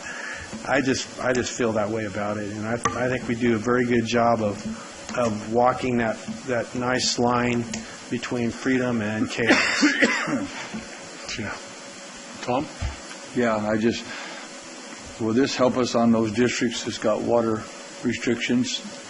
Well, you make a good point. I mean, no, it won't have any effect on that. In other words, you will always have to be able to show you have water and septic or sewer to serve it. That's a basic sanitation thing, right? No different than, getting inspections and making sure electrical. Right now, if we got one that we know of that's trying to build, and they got their water, all cut off, everything on all their outside, everything. They're on stage 4, I think. Yes, or it's the 4 or 3.5. This is Quartz Mountain we're talking about. Yes. We got to really watch that because. Oh yes, sir. I mean, so they have the right to build the home. Yes, but they haven't got the right to have the water. So let me walk you through that process a little bit. So someone walks in and submits their plan to build a second accessory dwelling unit. Now is what the term is.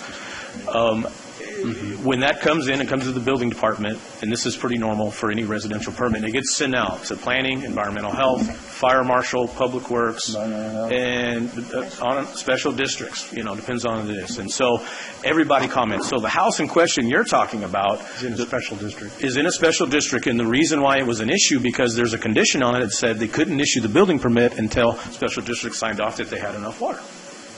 Or environmental health signs off that they have a well. That's the other option. So in this case of Quartz Mountain, in the middle of this gentleman getting his building permit of the process, the system went down, and so they're barely operating right now. So he put a lot of money into this process to do it. So we worked out an agreement that we would allow him to proceed with the house, and we were very clear. We got it in writing from him that he knows that he can occupy the house. It's there. He just wants to beat the weather, right? And so we're having to do corrections to that water system. So this is a situation there. Do we have the safeguards in place? Absolutely. And this demonstrates that. When a set of plan comes in, it goes out to everybody, and the building staff are very careful about issuing those permits because, believe me, it's happened, and that doesn't make me happy that permits get issued and somebody said, oops. It has happened, and believe me, got to really watch and be on top of that. It's bad, yeah. So, and I've heard of worse stories in other communities, but when it happens, it's really bad. So, yeah, we're when we have a weekly meeting, and we very much talk about anybody who's slipping through the cracks and why in the heck that happens, right? And so it's a very frank meeting sometimes. But, yeah, when a building permit comes in, special districts has to sign off on it as well. So the process is already in place. What we're doing in this is really adjusting on the zoning side primarily. Okay. On the use side. Just so people know that I had a neighbor call me and say, hey, they're going to build a house over here, and we can't even water our own places. Yeah. And so I called, and they said they already stopped it. So they did that process. I mean, they told the guy, hey, you can build, but you don't get to occupy it until. So he don't even get won't even get electricity. He can't even get electricity. Yeah, we haven't signed off on it, so. I have a question on that. When a person does that in a special district, they have to tie into the district line Yes. for water, and they pay a fee commensurate with that. And sometimes the districts might have a will-serve contract, but sometimes they are prohibited from doing that with the state as well. So that would limit their ability to even build in that a second dwelling in that region, would it not? Yes, sir, it would. And what you're explaining is what happened in Bass Lake Water Company up there, and we all know this from the property, our own property we own up there that we're looking at, the Contreras piece we call it, where will-serve letters were issued, and the state came down and said, you will not honor these will-serve letters because you're out of water. So, yeah, if you have a will-serve letter and the state comes down, and again, that comes to us, rest assured, everybody goes, how does this all happen? That's, that's what you pay us to do, to be on guard for that and to look for that and to regularly coordinate that. And believe me. I was asked this question the other day, and they said, well, I have the right to build a second dwelling. I said, not necessarily. I said, you might be precluded from doing that by a will-serve letter that's not going to be valid according to the state anymore. And so you better look at where you're at and what you're going to do. Now, I've built a number of second dwellings for people on land. It's becoming quite a trend where families are concerned. It's a much greater option. Families can be together. They can have those kind of accommodations for grandma and mom or whoever else they want. And I think it's a wonderful thing for families to be able to live together like that. So, but it can be complicated sometimes. Okay. Any other comments to the public? Okay, bring it back. Thank you for the discussion and move forward. I think we're all in favor of that, right? Thumbs up? Thumbs up. Okay. Thank you, guys. The one that we've been waiting for all day. Yeah. 6I. 6I, Water and Natural Resources Department, County Groundwater Sustainability Agency. 1, discussion and direction on forming a county groundwater sustainability agency in the Madera Subbasin. 2, discussion and direction on responsibility and management for state-owned prison properties in the Madera Subbasin as it relates to the Sustainable Groundwater Management Act. 3, discussion and direction on partnering in a groundwater sustainability agency with other agencies and one mutual water company in the northeastern portion of the Chowchilla Subbasin. 4, discussion and direction on entering into an agreement with the San Joaquin River Exchange Contractors Water Authority for services to implement a groundwater sustainability plan in the Delta Mendota Subbasin. 5, discussion and direction regarding water meter compliance and enforcement. Thank you. This is, I apologize in advance, a fairly extensive presentation, probably around 30 minutes. Several parts to it. We are to the point on the Groundwater Sustainability Agency formations that we need to get formal direction so that we can start forming them. But I just wanted to, and then at the request of Chairman Farinelli, and as you've seen before, we have information on ag well permits, CASGEN monitoring, and which is Dario's here. So anyway, and then at the end, we want to have a discussion about the well metering program, how it's going, some of the adjustments, I think, that probably need to be made, and something I want to throw in that was in the staff report but came out sort of in meetings late last week was talk about, I think Supervisor Frazier was in that meeting, the Madera Subbasin folks, is talking about how do we start funding what is going to be a very expensive planning process. And Eric said he's not giving us the money. So at any rate, I just want to introduce the team here, right? This is the third floor team that works on this project, this process, right? It's several parts to it. So I'd like to go here. Julia Berry, Director of Water and Natural Resources. Ahmad Al-Kayat, Public Works Director. Matt Schriever, Community and Economic Development Director. Dexter Marr, Deputy Director for Environmental Health. Becky Beavers, Senior Planner. Dario Dominguez, you're an engineer 1, 2, 3, what do you have? He's an engineer 3 now. Can you believe they kept this guy on extra help for 7 years, and nobody knew he was extra help 7 years until we figured it out and got this guy permanent. So what a pickup. And then Judy Gutierrez. And so we'll start off here. Julia will do the first part of the presentation. We will stop at different points for discussions. And then, of course, as usual, we may ask you, say, well, that question is going to be answered coming up here, and we're going to cover that. So Judy Gutierrez works with Julia. So one of the difficulties we have I call it difficulty, some people call it a challenge, but and I used to tell my boss, he used to say, we have opportunity, and I said, your opportunities are difficult to me. So we created a department to oversee this, and Public Works was doing it, and we learned that this is really kind of a planning exercise we're doing, right? And it needs to be informed. And Merced County, Fresno County, all these other counties said the same thing. John Pedroso said to me one day, the supervisor goes, yeah, normally figured that out 6 months ago. This should be in planning. So the board, when we put this together, created a department. The challenge was we created a department with someone who's highly qualified, knows the community well, but we didn't create a giant bureaucracy, which means support staff. So what I did was assigned a planner, since this is a planning exercise right now primarily, Judy Gutierrez, who is also bilingual, and you'll see her at a lot of meetings, and I don't let her come out here very much because she is a rising star in the organization and you can't have her. And so Dario Dominguez, again from Public Works, to give assistance. He has been doing our cash gym monitoring. We're about to submit another report on our monitoring, so he's going to be transitioning some of those programs into there. So as Julia accepts more responsibilities as they come online, she'll be trying to build revenue to make those things happen. So with that, I will turn this next part over to Julia, who's going to give us a presentation regarding Sigma and GSA stuff. Let me give you, we don't have an overview slide, but let me just give you the quick things you know. GSAs have to be formed by the middle of next year. You have to be through a 90-day process. That means we've got to start around the first of the year. That's why we're getting direction today. GSPs have to be done by 2020. That's the plan to do that, right? And that's the writing of the plan. That's a lot of effort. That's a planning process, which I'm very excited about. You have in 20 years to implement that plan. And you'll hear me say sometimes, and I'll say it today, and I say it in a lot of meetings, people heard me say it. Too many people are scattering about what the implementation is going to be for a plan that has yet to be written.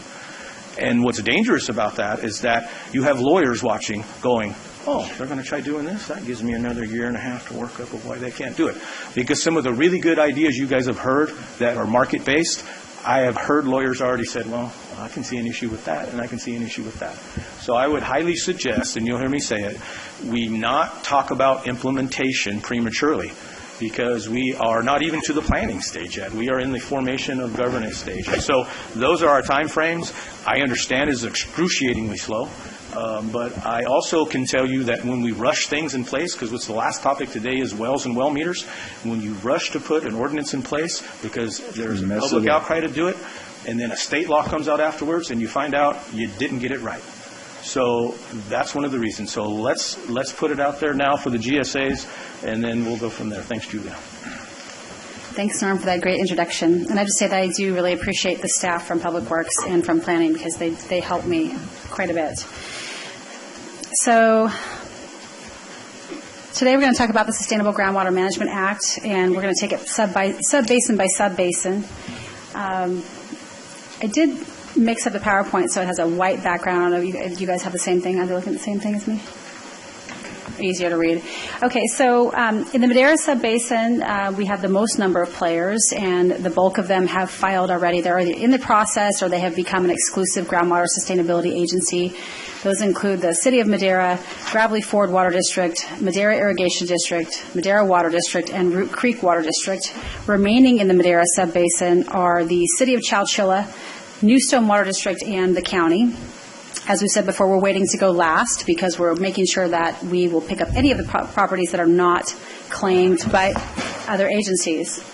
You may find it interesting that the City of Chowchilla is listed in the Madera Sub-Basin. There's a reason for that. If you read the staff report, and if you haven't read the staff report, that's okay. I've included a map here that shows the location. Thank you so much. Shows the location of the prisons. So if you look at the map and you notice that on the northwest side, it shows the lighter blue portion with the City of Chowchilla in the middle. That is the Chowchilla sub-basin line. And so you'll see just to the east of the Chowchilla sub-basin that there are two parcels, the two prisons in a sort of pinkish color with a dotted line, and they happen to be located in the Madera sub-basin. Staff is looking for some direction on how we should handle those two prisons. The City of Chowchilla did annex those properties, and they have a municipal services agreement that states that they will provide all of the municipal services to the prisons except for law enforcement. So it does say in the municipal services agreement that the county will provide sheriff services and law enforcement through the sheriff's department.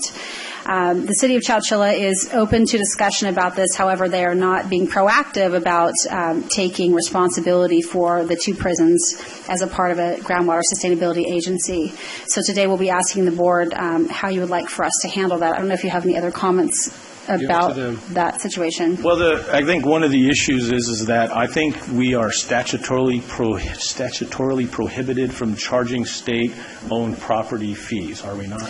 Yeah, no, actually, that would be the only benefit, for lack of a better term. So whomever takes responsibility for these 2 properties, we don't have any ability we have no enforcement ability under SGMA. So state-owned properties of any type under SGMA are not required to participate in any of the authorities that are put together by groundwater sustainability agencies. That's shocking to me that the state will prohibit.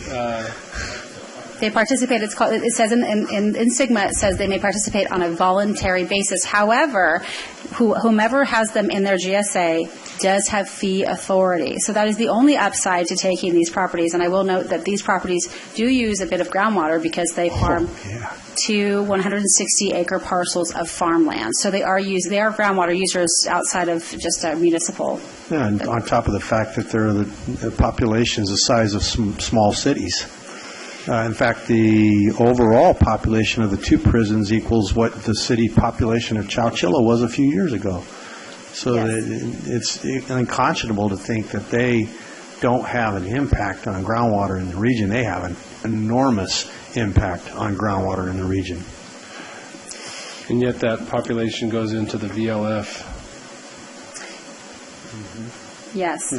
So the only recourse that a groundwater sustainability has when dealing with a state property is we have the ability to call the state and let them know that they are not complying with the authorities and or responsibilities the things that we are asking them to do if we were to include them in our groundwater sustainability plan.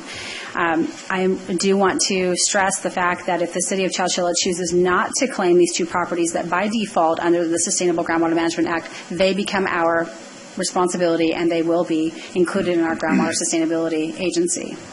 And let me just give a parallel to something in District 5 that we're dealing with, the federal government, that says, gosh, we sure would love to pay you that money we owe for those hookups to that sewer plant, but it's a congressional requirement, and so we're going to pay you when Congress authorizes that money, which is a significant amount, I believe, at this point. So I would imagine if we were assessing some side of consumption charge or per acre charge or whatever that is in the outrun on the state-owned lands, the reply to them was, we sure love to pay you as soon as the legislature authorizes us some money to pay you, right? And so I think you could see a parallel to that with what the federal government's done. So, but at some level, again, we don't have to do it all today. That's why we're here in October. Is it October? Yes, October.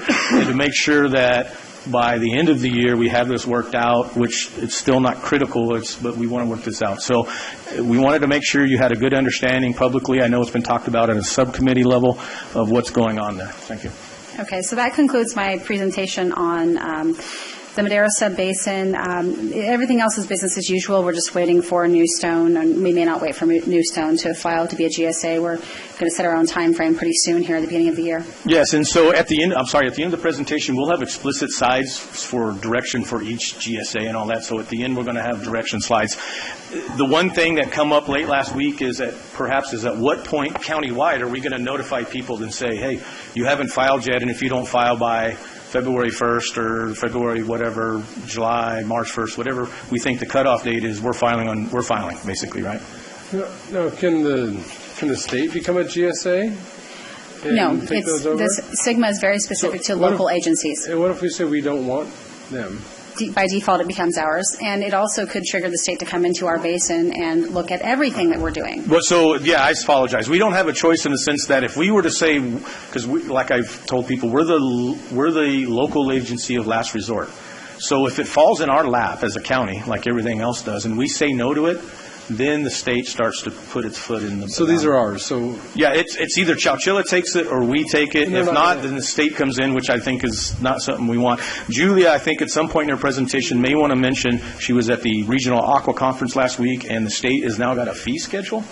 Yeah, it's just a draft fee schedule, but they are, by the end of the year, going to release numbers as far as if they do designate your basin as probationary. The number that I remember very well is that each person who is a groundwater user will, on an annual basis, have to file at a minimum $100 just to get into compliance. And then when your basin is at a probationary level, you only have 180 days to create a plan. And in that time, just to make sure they'll be creating an interim plan for you. If you are not doing so, if you're able to get out from under probation, things change. But however, there's a tiered approach to whether you're a probationary basin or I can't remember what the name of the last tier is, but the fee schedule goes up. We don't want that. Yeah. No, on this, so Chowchilla serves them their They're water not. service, They're not. or do They're they not have tied their own- to. They're not tied to the water They have system. their own wells. Okay, Yes. so we couldn't then impose that onto the city of Chowchilla. Okay. Okay, so that concludes the presentation on the Madera Subbasin. We will be needing to set some deadlines or some goals as far as when we're going to start our notice of intent and have a public hearing. The public hearing that we have to start to become a groundwater sustainability agency can just be at a Board of Supervisors hearing. So we just need to put some time frames together, which is an easy thing to do, and we already have some drafts for that. Okay, moving on to the Chowchilla Subbasin. As a general report, the only agency that has initiated the process, they're in the process of putting their notice of intent together, is the Chowchilla Water District. And there's been a lot of discussion about how groundwater sustainability agencies will come together in that subbasin. Those that are left are the City of Chowchilla, Clayton Water District, and Madera County. And not listed here, I spelled Chowchilla incorrectly. Chowchilla. Who's not listed here, there's another group called the Triangle T Water District that is in the LAFCO process, and it looks like they will be activated probably by the end of March. So there'll be another player in the Chowchilla Water District, or excuse me, Chowchilla Subbasin, who will be eligible to be a groundwater sustainability agency. Now, when I wrote the staff report 2 weeks ago, the situation in the Chowchilla Subbasin is ever changing, and it was different then. So I attended the Chowchilla Water District board meeting last week, and they did take action, and what they have decided to do is to move forward with filing to be their own groundwater sustainability agency, and they are going to only encompass their own boundaries. There was a move to, do you want to talk about mutuals? Or did you have a comment? There was a move to include part of the white areas that are in the northeastern portion. Yeah. Well, we're going to call them county responsibility areas, I'm sorry. Because we're looking at a map. I'm talking about the white areas on the map. Those are the responsibility of the county. And that which you see on the map that is highlighted in yellow at the uppermost part of the subbasin, that shows the Sierra Vista Mutual Water Company. So mutual water companies are, according to SGMA, I've spoken with both our attorney and with Mark Nordberg, who is sort of the guru up in Sacramento for the Sustainable Groundwater Management Act. I've spoken with both of them. Both of their opinions is that mutual water companies, they are the responsibility of the county. So originally, there was a push to not only include the Chowchilla Water District, but also the Sierra Vista Mutual Water Company, and all of the white areas that you see on the map on the northeastern portion into one GSA. And so for the county, that would have actually put us into two different GSAs. That idea has been abandoned as of last Wednesday at the Chowchilla Water District meeting. So what is now happening is the Chowchilla Water District is going to file to be their own GSA, encompassing only their boundaries, and we are back where we were, and we're in the same place that we're going to be in the Madera Subbasin, where each different agency will claim their own properties under their own groundwater sustainability agency. So and then at some point in each of the subbasins, each of these groundwater sustainability agencies will form a joint powers authority through a joint powers agreement, and we will use that JPA to manage the groundwater sustainability plan. The hashed area in red and blue, is that Clayton? Clayton Water District is actually... It's all the way on the west, actually. It's in gray. Yeah. Oh, it's in gray? It's in gray. Yeah, it's Clay, yeah. And then... I can't read it. I have my own here. Sorry.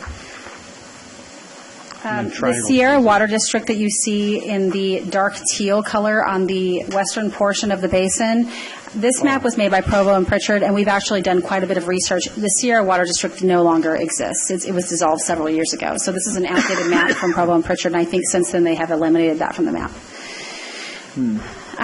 But Norm wanted me to explain the role of mutual water companies in the Groundwater Management Act because it is important.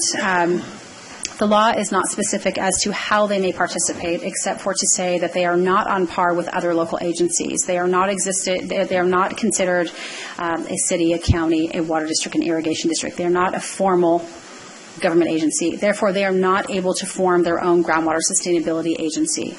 The way that they may participate is via MOA, Memorandum of Understanding, or MOU, so the same thing, with another groundwater sustainability agency. So mutual water companies, if they would like to participate in a meaningful way, will have to have an MOU with the county because they are under the jurisdiction of the county. And I think that as we look at this going forward, again, we're trying to get the governance nailed down.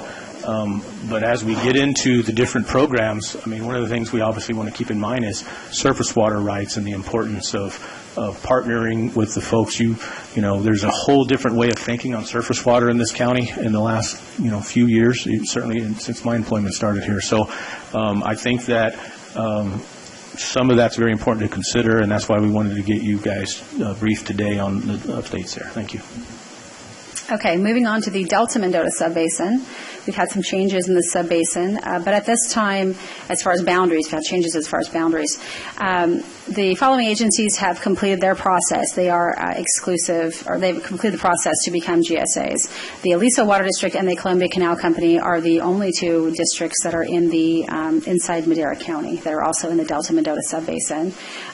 The last to file, again, will be us, Madera County. We have a very, very small amount of property in the Madera Subbasin. We have about 775 acres, and we've checked that actually by talking with the exchange contractors and others. We've mapped that, cross-checked that with other agencies in the area to make sure that we're very close.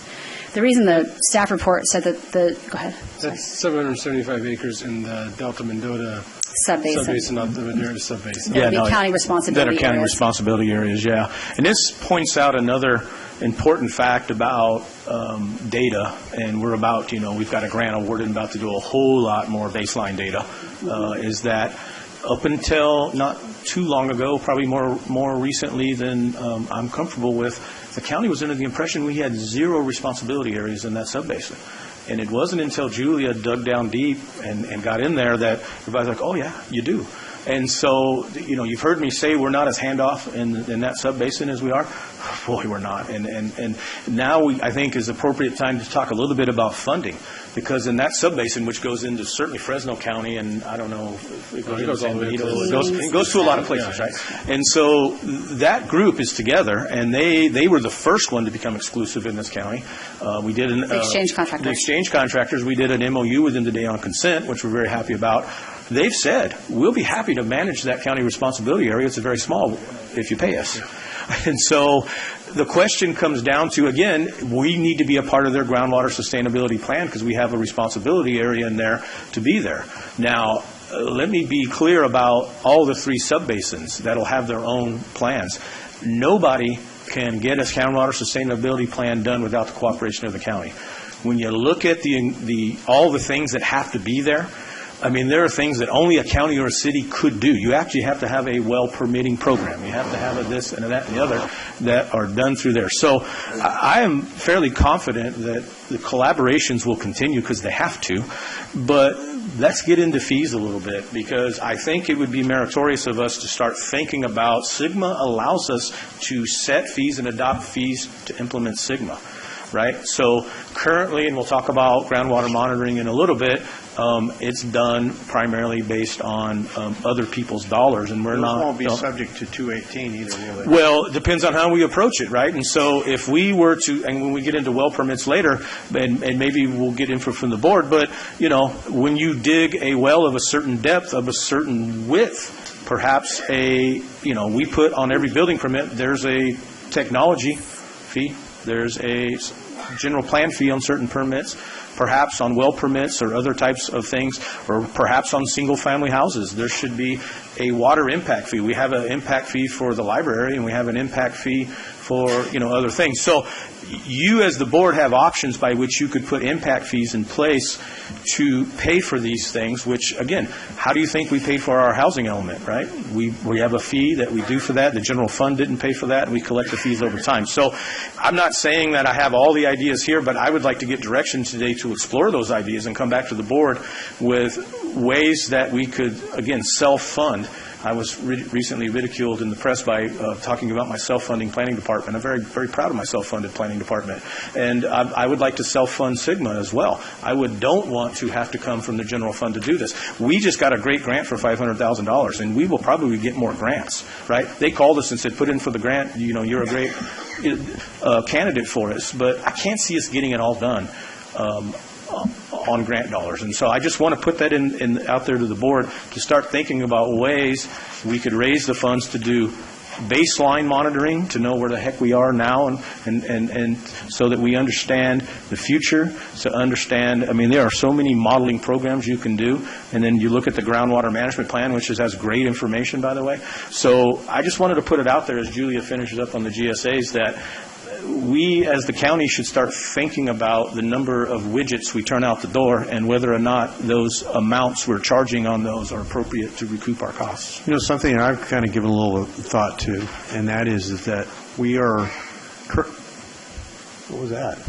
We're currently CASGEM compliant. We monitor those wells. And the fact that we've got this ordinance that requires people now to put a meter on their well, and we're not really in need of a lot of data. And at this point, requiring that under Sigma is, I think, a little premature. What we need right now more than that is funds, resources to accomplish what we're trying to do under the Groundwater Management Act. I don't know what the average cost of a meter is on a well, but I would assume that it's about $1,000 to $2,000, somewhere in there. Am I right? If we collected half of that, did away with the requirement for a meter, and did away with our requirement that homeowners and well drillers report, that money could go into development of our system until such a time as those meters would be required. I think we're premature on that. I think, and in fact, we're going to have you did a great synopsis of what I'm going to say here in a few minutes, so thank you. And yeah, absolutely. I think Julie has a little more on outreach and a couple of things, and then we're going to go right into that topic. You're spot on. Thank you. Okay, so moving quickly, I did mention that there was a change in boundary in the Delta Mendota subbasin, and the way that impacts Madera County is that the entire Aliso Water District is now Aliso Water District is in the yellow, and the Columbia Canal Company is in the darker green on the left-hand side of the map. Historically, the Delta Mendota subbasin divided Aliso Water District, and now the entire 26,000 acres of Aliso Water District is in the Delta Mendota subbasin, as is the Columbia Canal Company. As far as outreach under Sigma, we've been very, very, very busy. We've had several public meetings. We have created a website. We've done public mailings. We've done 2 different mailings. In the staff report, it outlines all the different meetings that we've had. We've gone to the ranchos. We've been to Fairmead. We've had advisory committee meetings in Chowchilla. We've had a meeting in Chowchilla. We've also had a public meeting last Tuesday in the Madera subbasin, and we'll have another one next Tuesday. I would like to show you the website that we put together.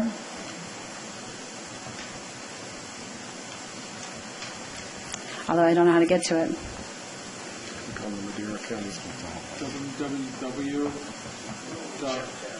Yeah, but it should already be loaded. HTTP. It's loaded there somewhere. It's already on. Colon. I know, but it's gone here. // Anyway, it's MaderaCountyWater.com.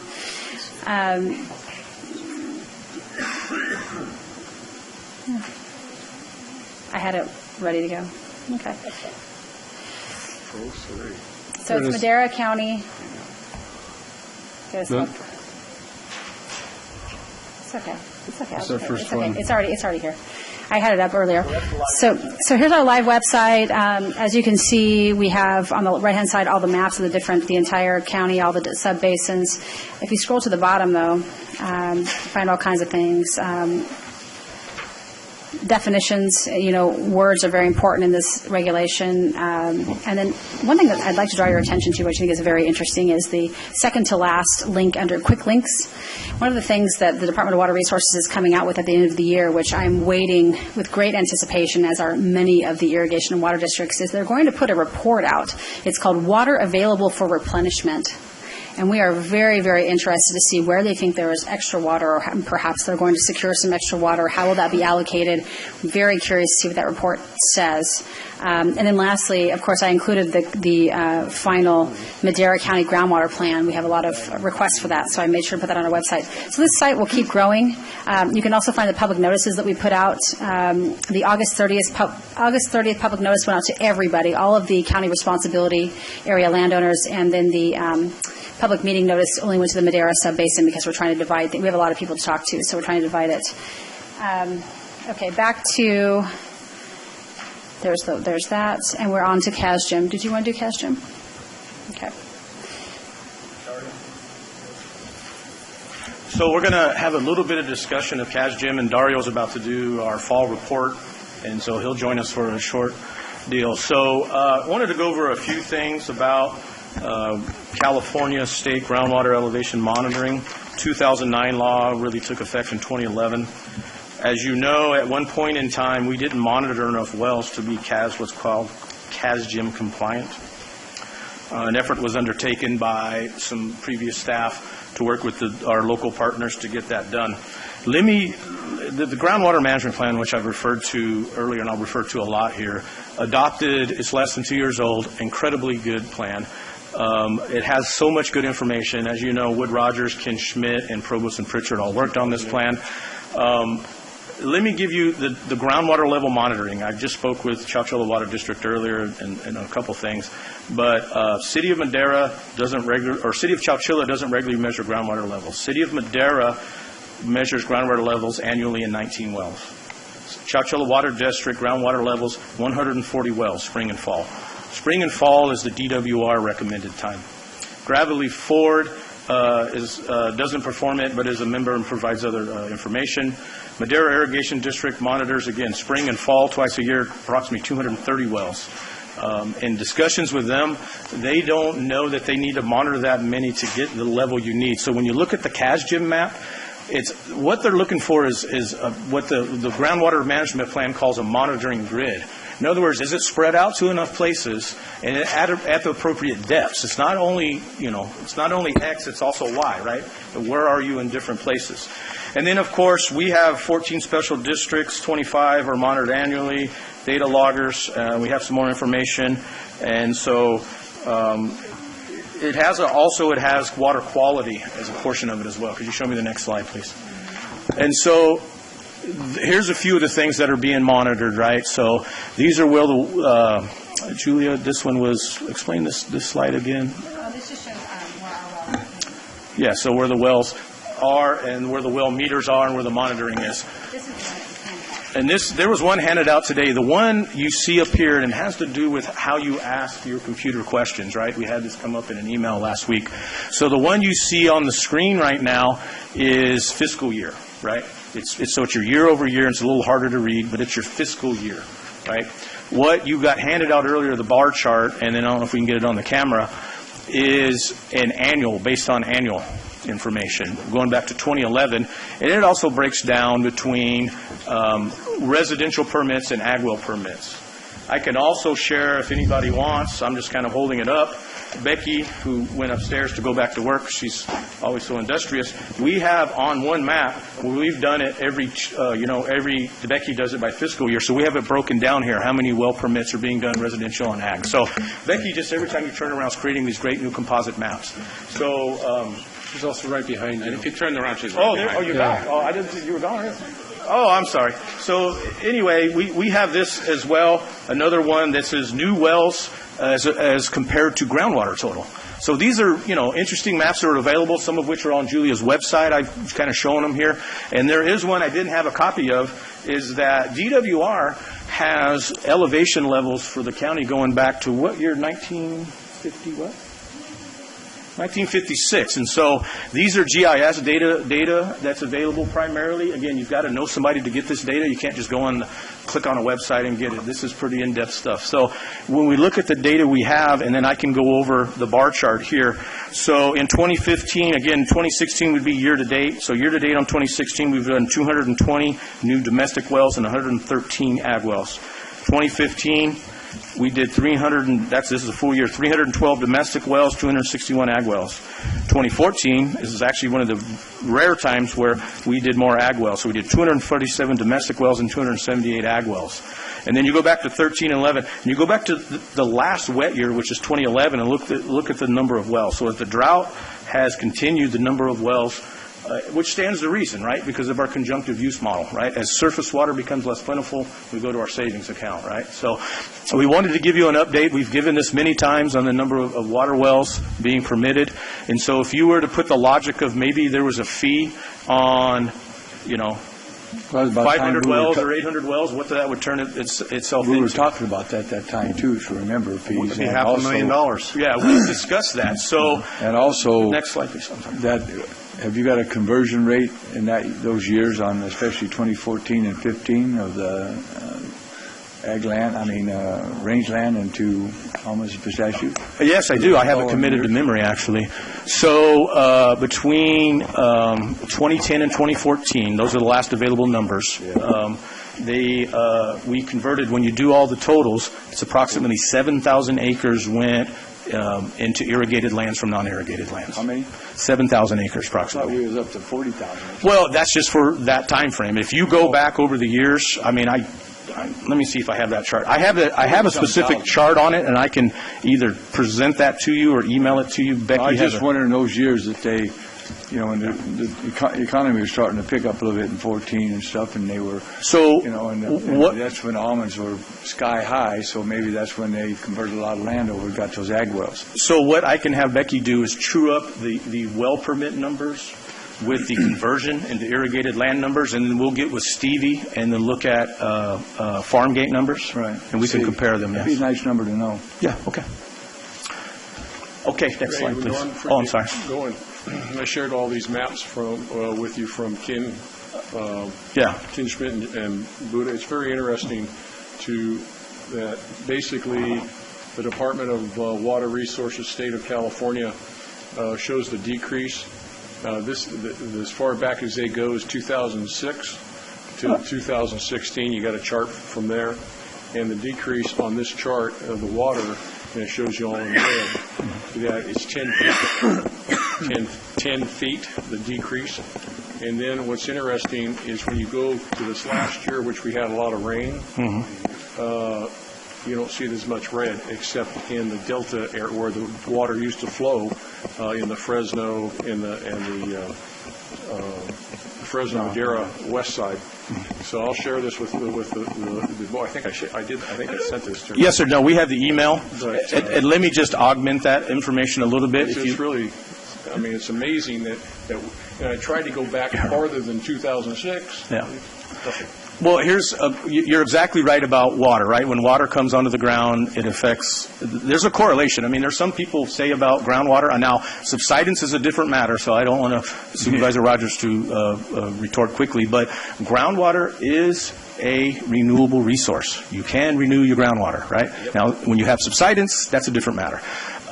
Page 47 of the plan has annual rates of groundwater land of declines from 1980 to 2011. So if you look at your groundwater management plan, and then a lot of this was informed by different folks. So we have data back to 1980 in the groundwater management plan. But a part of let me just say about the DWR information, I can't be 100% responsible for what they have and what they publish, but I agree with your basic point. Your premise is 100% correct, is that when you have more water flowing on the ground, when you have more surface water available, your groundwater levels. It's exactly right. The delta not flowing and our canals in Madera not flowing, and what happens when it does flow. If you look at Northern California, especially on this map, it actually, this last year, which we had 5 years of drought, actually increased 2.5 feet, and then actually increased 2.5 to 6 feet, actually increased over 10 feet in areas where they have water sitting. Yes. I mean, in 1 year. Amazing. And we all know what happened after Friant came on, right? Our groundwater levels were going like this. They still continue to decline, but the decline was much slower. Kensington well, perfect trends, perfect deal. So Madera County Special Districts, this is our longest trend on our wells. Again, we don't have the longest trends on all of our stuff, but average of 7.83 feet per year decline at our Kensington well. This is out in the Ranchos in D10. Here's your average over time. Next slide, please. So as a part of many of our development projects and monitoring, this is Madera Quarries monitoring. So what happens on these projects is when they send their data in, it comes into Mr. Trieber. Is he still here? Good. My staff isn't abandoning us. So it comes into Matt Trieber because these are related to mitigations and settlement agreements having to do with development projects. Information comes into planning. Matt distributes it to Public Works. Now he distributes it to Water and Natural Resources. And it's all, I don't know if we have a copy of the Excel, it all goes into a file with tabs and we make charts with it. So as time goes on, this will transfer and primarily become a function of the Water and Natural Resources over time. Next slide, please. Again, this is the one for Gunner. A lot more wells being monitored, a lot more interesting information, but again, it's not going back as far. Go back one slide. The Madera Quarry one, look at that one. That goes back to 2001. So good amount of information coming from there. Next slide. Again, the Gunner started monitoring in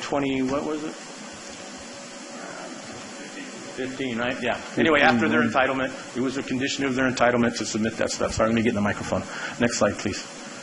Okay, discussion and direction. So we just wanted to go over a little bit of what we're doing on the things. We didn't. Let's go all the way to the end. Let's do the well permit stuff now.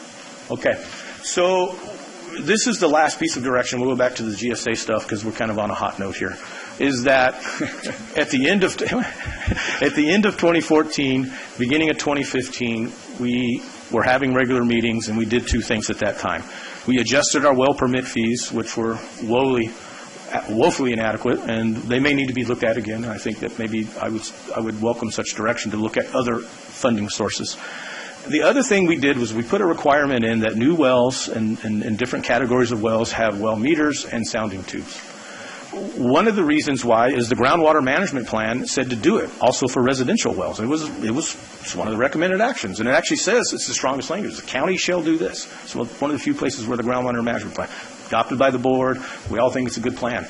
So we at that time put that process in place. The one thing we did at that time when we required reporting was 4 times a year for reporting, and some people are doing the reporting, even though we're not, quote, doing enforcement on the reporting, because in actuality, most reporting now is done twice a year, so that's maybe something we should look at in our ordinance and adjusting. The second thing is SGMA, the Sustainable Groundwater Management Act, declared residential users on private wells as called a de minimis user, which essentially gave them a level of exemption. It says the amount that you use on your little, 1 acre house, a house on 1/2 acre, 1 acre, is so minimal, you're not going to be subject to these rules. So we now require all residential wells to put in a well meter and a sounding tube. Maybe we should revisit that topic. The reason why you do sounding tubes is to keep your cash gym and you know what you're doing, right? What's going on down there, which I think, this year we'll do about over 300 wells. And this fall, Dario, in cash gym, do you think? About 180 wells will go into cash gym, even though with the total amount, over 300 get monitored. Not all of them go to cash gym because they are either duplicative, and that's why some agencies are going to cut back. If you're monitoring several wells and they're all giving you the same data, then, you got to think twice about it. So having the sounding tubes is there. So when we talk about residential wells, do we want to still have that a requirement to put a well meter in unless we as a county want to start doing a consumptive surcharge on rural residential, which SGMA doesn't require you to do. And I'm not saying you should or you shouldn't do it. I'm just giving you the options there, right? And the other issue is that Supervisor Rogers brought up, we need to encourage people to be a part of more monitoring program. but the solution isn't requiring expensive equipment to be put on every well and then not necessarily go out and utilize that information, right? And so I think it would be good to have a better discussion, a more focused discussion about that through we have committees through the Sustainable Groundwater Management Act folks. So there's kind of three things I generally want to look at. One, I really think is the easiest direction to get is if a well driller doesn't turn in his well log, we should be issuing notices in writing. Start with a courtesy notice. Second step is a notice violation. The third step is an actual citation, right? In other words, so it's progressive. So we have a history of requiring, it's an ordinance to require your well log to turn in. However, we haven't been that strict on enforcement. I think, to me, that's one of the easiest things it's agreeable on to get that data, because that gives you your baseline data when the well gets drilled, right? You know a lot from that information. The second one is whether or not we want to go out and those people who have put well meters in and maybe some haven't completed their jobs, should we follow up? Should we also say some people that are doing the reporting, some people aren't? Should we say, hey, send you a courtesy notice, please do your reporting?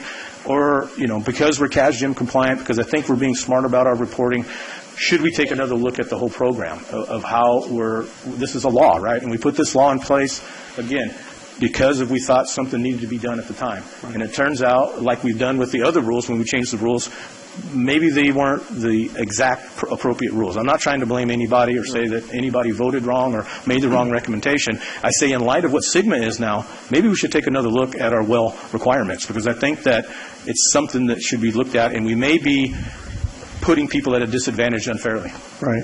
I agree with that. SGMA has exempted the average resident, and we should also do that. We need to undo what we've done in that regard. Yeah, the average farmer, they put a meter on their own wells. Whether they did that before we ever required meters. That was their practice. So we're not asking them to do anything new or different. But in lieu of having residences do the meter and the reporting and the tube and all of that we've required now, what we ought to do is reduce the cost by half and create a fee that is half of that will help with our compliance with SGMA. We'll build a pool of funds that will lead us to that, and that would be with the residences. And something that is great on the side that this very good plan, I was watching college football Saturday and reading this at the same time, or rereading it because I read it a year and a half ago when it came out, is that many good recommendations here. One is that when people destroy wells, again, this is back to having resources, when people are drilling new wells, instead of destroying their old well, we have a program where they turn that old well into a monitoring well. Right, and so it's not, so this, again, part of this plan. So what, some of the great ideas, another one it is, develop a funding program. It's one of the policies in this plan. So if we were to just do some basic programs from this plan, and we're not implementing SGMA, right, we're not implementing all the balance programs, we implement some of these basic programs that are in this plan, we can put ourselves in the right direction and going in the right direction. Correct me if I'm wrong, too, on getting these well logs from the drillers. If it was a requirement, when you drill a well, you're making the log all the way through the drilling process. Before the pump can be put in, that well log should be required. In other words, you're not going to get a green tag or a blue tag on your to get electric until you get that well log. That should be a requirement. That's a quick, easy way. I thought they all do. So no, they don't. No, Dexter's listening well. So the state allows you 30 days to submit your well log. Here's what has been the practice in previous. I think we ought to make it part of that. And part of in previous management is that some of that slipped through the cracks because people weren't following up necessarily. I mean, we find this in all kinds of permits as we dig back, right? We find that people, part of process is when you do some kind of permit is to have somebody there to close it out. It's one of the weaknesses I've found in going through every process, that you issue a permit to go build a carport, and Tom never calls to get his inspection for his carport, and nobody ever thinks to check about it. And then Norm asked Becky to run a list of expired permits, and I find out I got 47 of them for the last year that expired on me, right? Tom got his inspection, by the way. Supervisor Wheeler did. So, but that is an issue in all of our processes, and one of the things I spend every day cleaning up is finding out we don't have dead-end processes, right? So the fact that we don't close that job out until we get that well log. We're going to be going on some recruiting trips because it's getting tight. We have good relationships with Fresno State. We're trying to get in with Fresno City a little better. We're trying to plug in with the Cal Poly folks. This is the kind of things that planning students and engineering students can do. They can take these well logs and to take this data. We've got data coming out, reams and reams of data, but we don't have it aggregated into a database that we can always use it.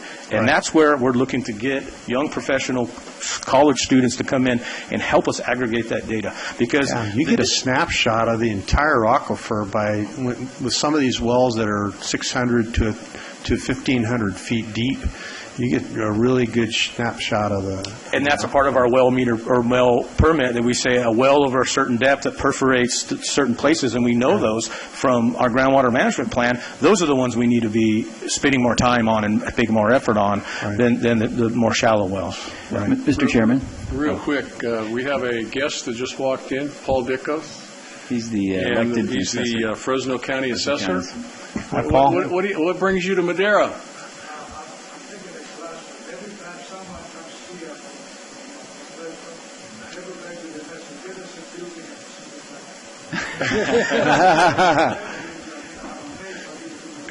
Looking for a job? Thanks, Paul. Thanks, Paul. Yeah, I think you're headed in the right thought terrain there, as far as I'm concerned. And if we can collect if we can collect those well logs before we issue the blue tag, which would be the responsibility of the inspector. He goes out to issue the blue tag. Well, where's your well log? We don't have your well log. No blue tag until you get that well log. And it's like everything else that we do on a regular basis is make sure our people are coordinated and talking to people. It should be a quid pro quo. Yeah, it's got to be. So that's one of the things I think that can be tightened up on and can really be effective. Yes, right. I'm sorry. So we don't get the well log every time? I got to tell you, and Dexter can tell you, but over the years, some of them are just stacked up sitting somewhere, too. Sometimes we have them. So, Dexter, could you give us a little brief history of that? I've had a lot of drills wells, and wells drilled. Members of the board. So what happened was on the well logs, at one time the well logs were actually confidential documents, and just last year the Assembly bill passed where well logs are now no longer confidential. So actually, the State Division of Drinking Water actually is really the main agency that oversees all well logs. It just happens that Madera County ordinance, we adopted the well standard, which we included saying that all well drillers must submit their well logs to Madera County Environmental Health. But technically, it's really the regional board that oversees all the well logs. But I would we have a copy too, right? Yes. Well, we did it by a local ordinance. Right. It's been 20 years ago, and they found them for me. But Norm is right, though. We do require the well logs, and it's just working with contractors. We send out notices, and it's just something that we haven't really followed up on. You wouldn't have to do that with this process. If they don't get a blue tag, they're not going to have a well. Right. You're correct. Thank you, supervisors, and we will absolutely, we hear the direction loud and clear, we'll absolutely look at that process and find out that we're not missing data. I'm not saying that it's rampant and people don't submit it, but at some point, there are ones that don't get submitted, and I don't know that we've always had a program by which we would go after those folks. Like, for years, we didn't have different programs. Now, we have the program on expired building permits, and you guys don't get a whole lot of complaints. For years, we never followed up on expired building permits. We put a process in place with Harry, with his inspectors, and quite frankly, we don't get a whole lot of complaints about it, right? And we're cleaning up old permits. So in as much as the process wasn't two-way and we had dead-end processes, we're always cleaning those processes up and make sure that something's popping up as a reminder to say, hey, I need to go check on this and call this person. But I'm not trying to demonize anybody. For most part, well drillers do everything correctly. Right. No, I get what you're saying. That would eliminate the dead end, right? I don't want Sam Pisaresi mad at me. You know, the one thing that came up a couple of weeks ago is basically guys drilling wells without permits and stuff like that. And we went over the fine. I couldn't believe the fine was, what, $250? Yes, when we catch a well driller drilling without a permit, it's actually, in our ordinance, we is double fine. So it's double permit fees is what we have right now. We can do double permit fees. It's always that way, quite frankly. So when you have someone who's, again, back to building, if someone who's built inherits a guest house that didn't have permits, technically we could charge them double permits, but we don't, right? We don't do that. We very rarely charge double permits. It's not something we do. I do want to give a phone number out, or Julia will. The district attorney, and this is outside of us, the district attorney has his own issue hotline as it do with, it's called the Ag Water Task Force, and his number there is 517-6453.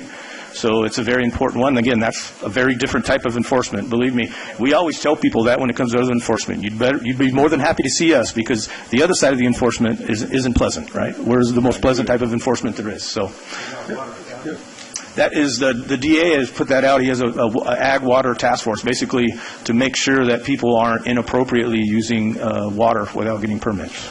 Yes. So when we were talking in terms of looking at that fee, not on the de minimis users? Well, no, the question would be, instead of the de minimis users putting well meters on, I think what Supervisor Rogers was talking about, they themselves would pay an impact fee, and that fee would go towards monitoring, or go towards Sigma, and go towards the process. Instead of them paying the $2,000 or whatever it is, we'll shore up the numbers. Yes. And then the per year they have to do the monitoring and reporting 4 times a year, which I thought from the beginning that was way too much. First of all, I don't think that the pump companies that have to come out and do that. I mean, try and get a pump company to come out and drill you a $30,000 or put a pump on, or drill you a $30,000 well. You think you're going to be able to get them to come out for $250? You know, they don't have that kind of capacity here, so we're going to be behind on those. Not even because the people don't want to do it, but because they'll be so far behind just getting people out there for those things. And then what are we going to do with that data once we get it? You know, are we going to?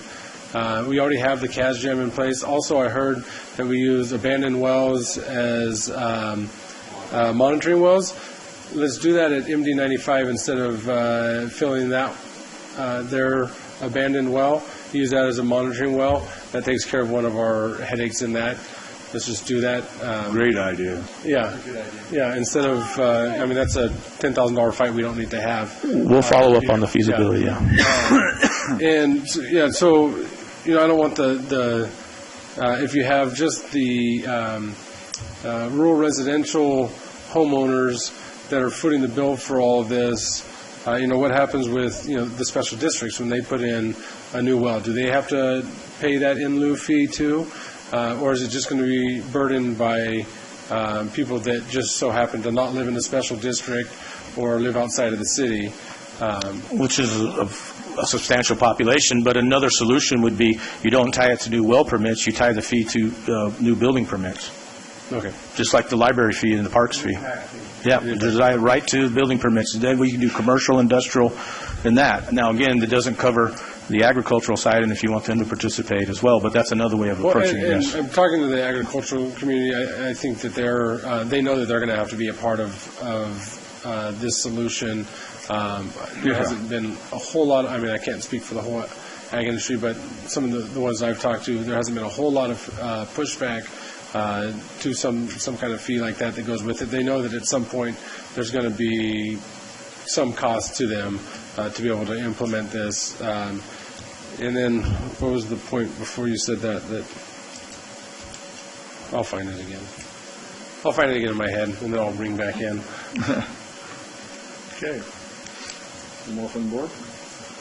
And I guess we can go back to the GSA direction. I guess we'll go over that real quick and see. Go back to the first one. Oh, I got it. Oh, sorry.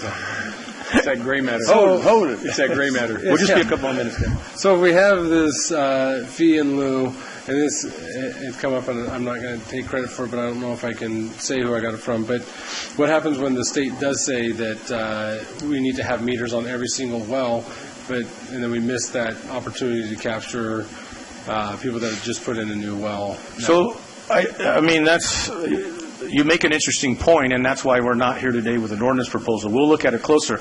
Our understanding, and many times, this is new and even interpretations, is that as a de minimis user, you wouldn't be required to have a meter on a private residential well. That's our understanding here. We will shore that up before we make any changes, for sure. Yeah. Because of the fact, again... Unless we're doing consumptive charges for... Yeah, that would be the reason to have a meter is consumptive charges. Right. It's primarily is for that. There's a couple of other things we know, and we've discussed this with some of our friends. We know based on your crop type and the ET rates, we can model your water usage, right?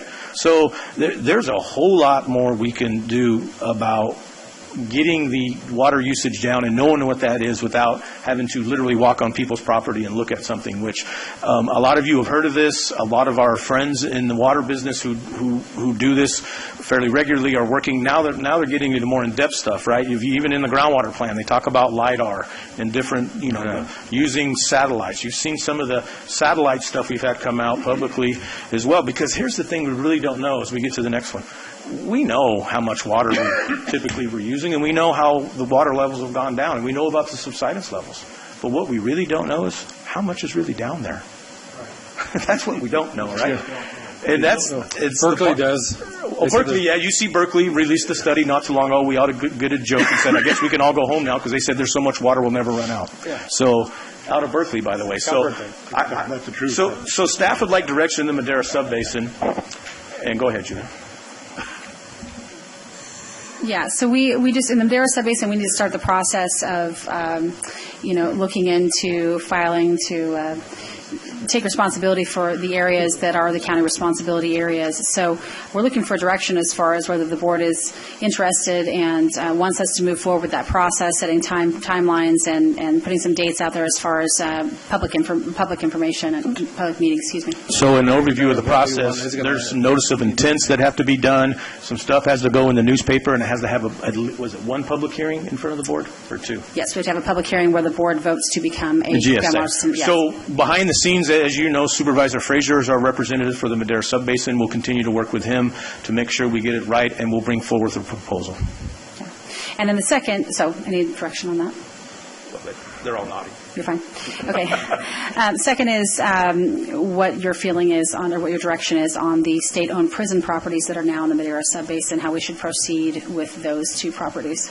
Tell Chowchilla to take them. When they don't, we're going to end up with them anyway. Okay. But we want our VLF feed back. Tell them we want our VLF fees back. If they don't take it, then they don't really claim that population. Just tell them that. It's not going to work, but it'll be fun. Okay. I'll say Supervisor Frazier says. Yeah. Okay, and then I think that this is sort of a moot point now. We were talking about partnering with some other agencies to make a GSA in the Chowchilla Subbasin, and that idea was abandoned not by the county but by the other agency. So I think at this point it would be similar. It sounds like we're getting direction to move forward with notice of intent and a public hearing to claim the properties that will be our responsibility in the Chowchilla Subbasin as well. We'll do so through Supervisor Rogers as the appropriate designated person there. And let me be clear. We're not getting along very good with the Chowchilla folks. I mean, it's going well. I don't want you to say because some changes happened and that. We get along very, very well with them. In fact, it's very enjoyable because they have David Orth at their meetings. And so we're always very happy that Chowchilla Water District pays for him. David Orth is a very knowledgeable person. He's one of the authors or one of the persons that helped write Sigma. So when we have meetings there and David Orth is in the room, not only, we talk about connections. We think we're pretty good and we can get pretty high on that. David Orth helped write the law, and he got way more connections than we did. So I don't want anybody to think we're not getting along just because some things have changed in Chowchilla recently. I would say that our relationships are improving because this is making everyone talk. It's what the state intended, and I think it's working. Delta Mendota. So, as was mentioned earlier by Norm, the San Joaquin River Exchange Contractors Water Authority has offered to enter into some sort of an agreement with the county to manage our 775 acres of county responsibility area. They already have monitoring wells that are in place near and around the city of Firebaugh and right by the properties that we'd be responsible for. So they would like to include those properties in their groundwater sustainability plan, which staff thinks is a good idea. Obviously, we'd have to participate in their plan, but we also think that it would probably be a good idea since they are fully equipped to monitor and report and help manage those properties. That it's a nice gesture on their part. Of course, it would cost us some money. There'd be a fee agreement. No, do we still sit on the GSA board with them? No, we'll form our own GSA to claim those properties. Right. That's 775 of our own, and then we'll either participate in a joint powers authority with them, or we will have probably a memorandum of understanding just to have if the board is interested in having them manage those properties. We already have an MOU in place that was on consent. It's the boilerplate MOU with every GSA that's forming in our county. If we were to implement a situation where we reverse our previous decision to require meters and sounding on residential wells, de minimis users, as is connoted, and we would pass that ordinance, when would that take effect? 30 days? Ordinances, once we do them, are in effect within 30 days unless there's some urgency, then we could. My could question become would effective be, immediately, yes. of course, I guess it's the risk of business, but a lot of the pump suppliers and what have you has probably purchased a back supply of meters and what have you, and are we going to be creating a hardship on them? Again, we'll look a little deeper and we'll call our friends and we might send a notice out to the pump companies and let them know we're considering this. Mm-hmm. That would be a good idea. Yes, sir. That's good. So seeking direction on whether or not we'd like to go down the road of discussing with the San Joaquin River Exchange Contractors what the terms of an agreement would be for them to manage those properties. And I would suggest we do that. We don't have, because we didn't think we had responsibility areas there, so the board didn't appoint a board member to be a representative for that. It is exclusively, I think, in District 1, but it may be partly in District 2. I don't remember. Does it cross Avenue 12? So I don't know if we want to have a board member assigned to work on that like we do in the other sub-basins, or we can just report back as appropriate. So. We've got our representative. She does a great job. Yep. Okay. Thank you. So that's our basic request for direction. On the GSAs, we'll proceed with the formations, keep coordinating with the board. As you know, Julia is available to anybody. I say this, I've said it to the city of Madera, and I've said it to Craig Locke and everybody. Julia is a full-time person to do this. She's available to the other government agencies, right? The county, in your wisdom, you hired a full-time person to do this, right? And where you didn't want it to be an extra duty. Now, eventually she'll build support. You see all of the support she has around her now.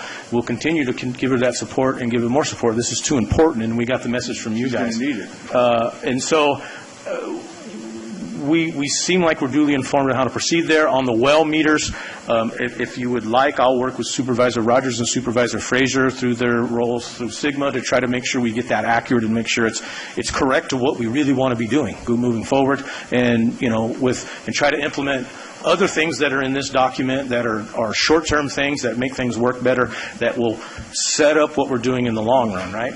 And then the other one is groundwater GPA. Yeah, just an information item. I did speak with, I did go to the last meeting of the Madera County Groundwater Authority, the Joint Powers Authority that was created in December of 2014, and there was action taken at that meeting. Of course, I did not vote because I'm not a representative there, but I did observe the vote, and in order to dissolve the JPA, it only requires over 5 votes, and those votes were present. There was a lot of discussion about what the role of the JPA is now, because it is a county-wide JPA. It had 10 members from both all of the subbasins, all 3 of them. And so the discussion was about whether or not, in the light of SGMA, that a county-wide groundwater authority was necessary and needed. And the discussion ended up resulting in a motion and a second and enough votes to begin the dissolution of that group. What that means is that, again, and we can talk more about the details as we go forward, don't despair that we're not going to work together. But the 3 subbasins saw it as a big target for people who had issues, and each subbasin, when it does its own plan, will create its own entities. So, and I see a lot of you, you've been in these meetings, but for those board members who aren't in some of the subcommittee meetings, this doesn't mean we're going to go our separate ways and not talk to each other anymore. We can't. We can't, first of all. But yes. I mean, the JPA's name was the GSA formation. It was a GSA formation JPA. Madera Groundwater Authority. But in the second paragraph of the JPA, it said this will not be the county groundwater sustainability agency. It was very explicit. Right. Yeah. We made sure that when we done that in those days. Mm-hmm. Yep. There is some discussion of having the Integrated Regional Water Management Group be the clearinghouse for each of the subbasins to come in a public place and report on what they're doing. Well done. Yep. Well done. Any comments from the public? Dale Drozen, Madero. On the individual wells, I think it's minimus you're calling them? De minimis. Whatever. The small residential wells. The board passed an ordinance and added, I don't know, $1,000, $1,500 to the cost of drilling a well to add the meters on it and the monitoring tubes. Now you're talking about taking that away, and in lieu of it, you'll have them pay a fee. Now, the state doesn't do a whole lot logically, but they figured out that these aren't really the problem. They're not that significant. They don't need to be monitored. So why are you tacking a fee on these individual wells that are not causing the problem so that you can monitor the wells that are? Now, I don't. My reasoning behind it is very simple. They do use the groundwater, and we are. They are part of the situation. They're in the same boat, maybe not as big of a part of the situation that they need to be monitored. They do need to contribute to the solutions, and you're exactly right, Supervisor. They benefit from the balance that we have to achieve. That's where the benefit comes in. Dale makes a good point. The reason why you have a fee in place isn't, even for it, isn't for punishment, right? And in fact, there's recent case law that says on tiering of meter rates, right, about that. I know, which is unfortunate. But the issue really comes back to the cost for delivering the service and whether or not all citizens benefit from the groundwater balance coming into effect, because for the most part, the most complaints we hear about wells going dry are primarily residential. Going around. What's that? Oh, there's a what? Oh, there's a red dot going across your desk and across you. Yeah. Oh, yeah. So the biggest issue of Doug.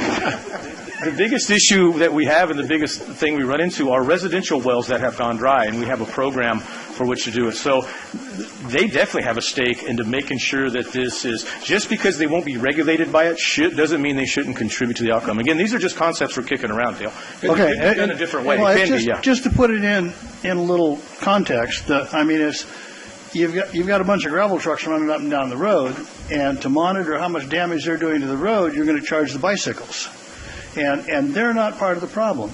If I remember my IRWMP numbers, if you would shut the water off to every single house in Madera County and every single business, you would stop 3% of the water use.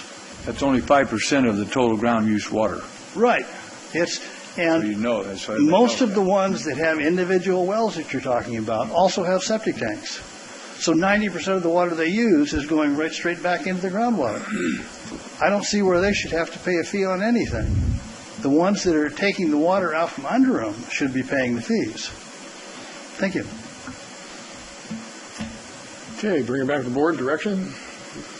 to all 5 of them. I think we've heard enough today. I really appreciate, because I asked you guys to come and do this, because we should be doing it about at least every quarter until it gets really close to June, and maybe even more next year.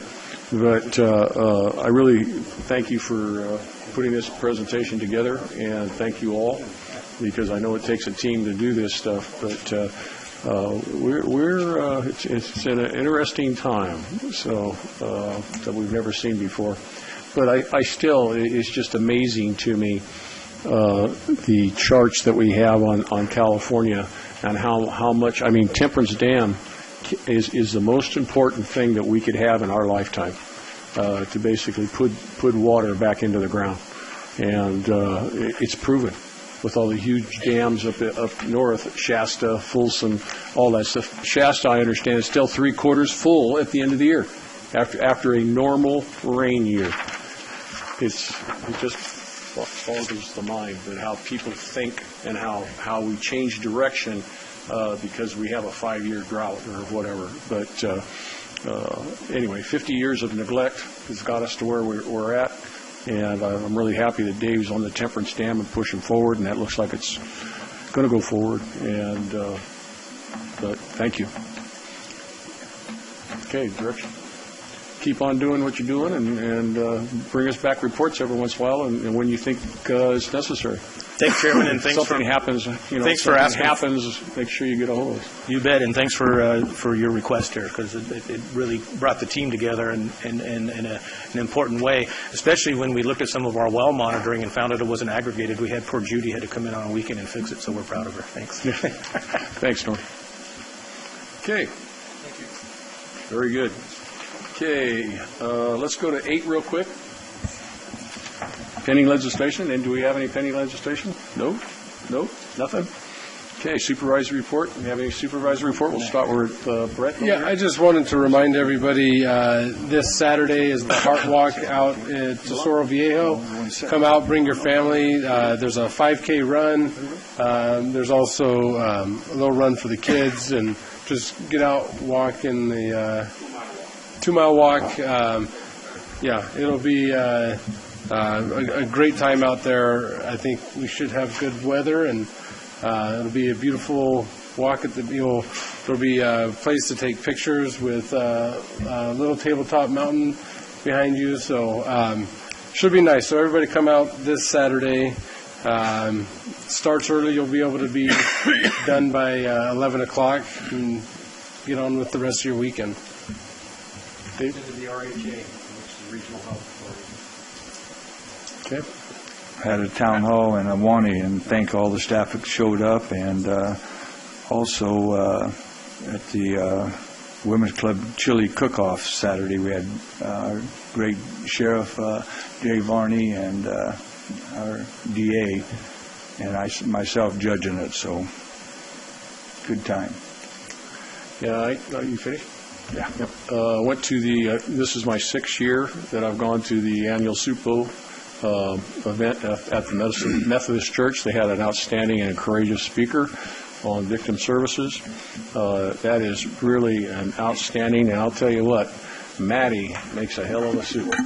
We had 12 soups, I think, this year that we could sample. Rhonda went with me, and it was a very good turnout. I really want to thank the Madera County employees that showed up.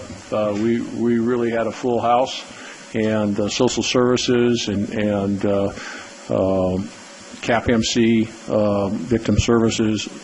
It seemed like everybody from the county came. We even had the DA, some guys from the DA come. That's part of the victim services, but that's really a great annual event. So I just added to my soup bowls, which you get to pick out. And the MAP committee continues. We had one last Monday. Excellent committee. I hope that continues. And a very powerful committee. And we are basically breaking down the zip codes to groups that need help and the areas that need help. So it's very, very important committee. So thank you. I have a report. Okay. Wow. Change it up here. So the governor's been signing a lot of legislation and making new law. I'll just give you a little tidbit of something that he signed, and it relates to first responders. Well, first responders that are city or county employees have immunity if they destroy or damage a drone, if that drone is interfering with emergency operations. So in the past, carry shotguns and shoot them out of the air. Then, so in the past, potentially, I got to look at it. So in the past, there's limited immunities for cities and counties, and the state had a really great immunity, and we could only raise that immunity once we were sued for destroying a drone, and it was as a defense. By that time, cities and counties have already incurred a great deal of legal expenses, so this law that was signed gives us immunity in the beginning of the process, and hopefully will eliminate lawsuits without merit. That's not what I'm saying. New law, we'll test it. We'll let another city or county do it first and see if shooting them down. Yeah. If they're interfering, they're interfering. That's right. That's my report. Thank you. Okay, let's go back and finish up closed session.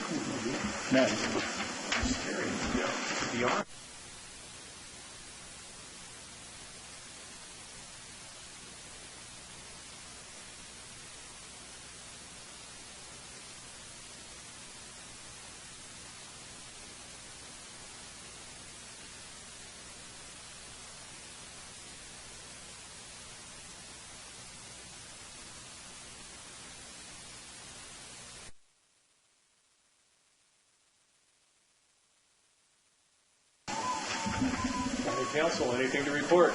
There are no reportable actions. We all read it. I mean, thank you so much. Nothing to report? You guys did good. Meeting adjourned. Huh?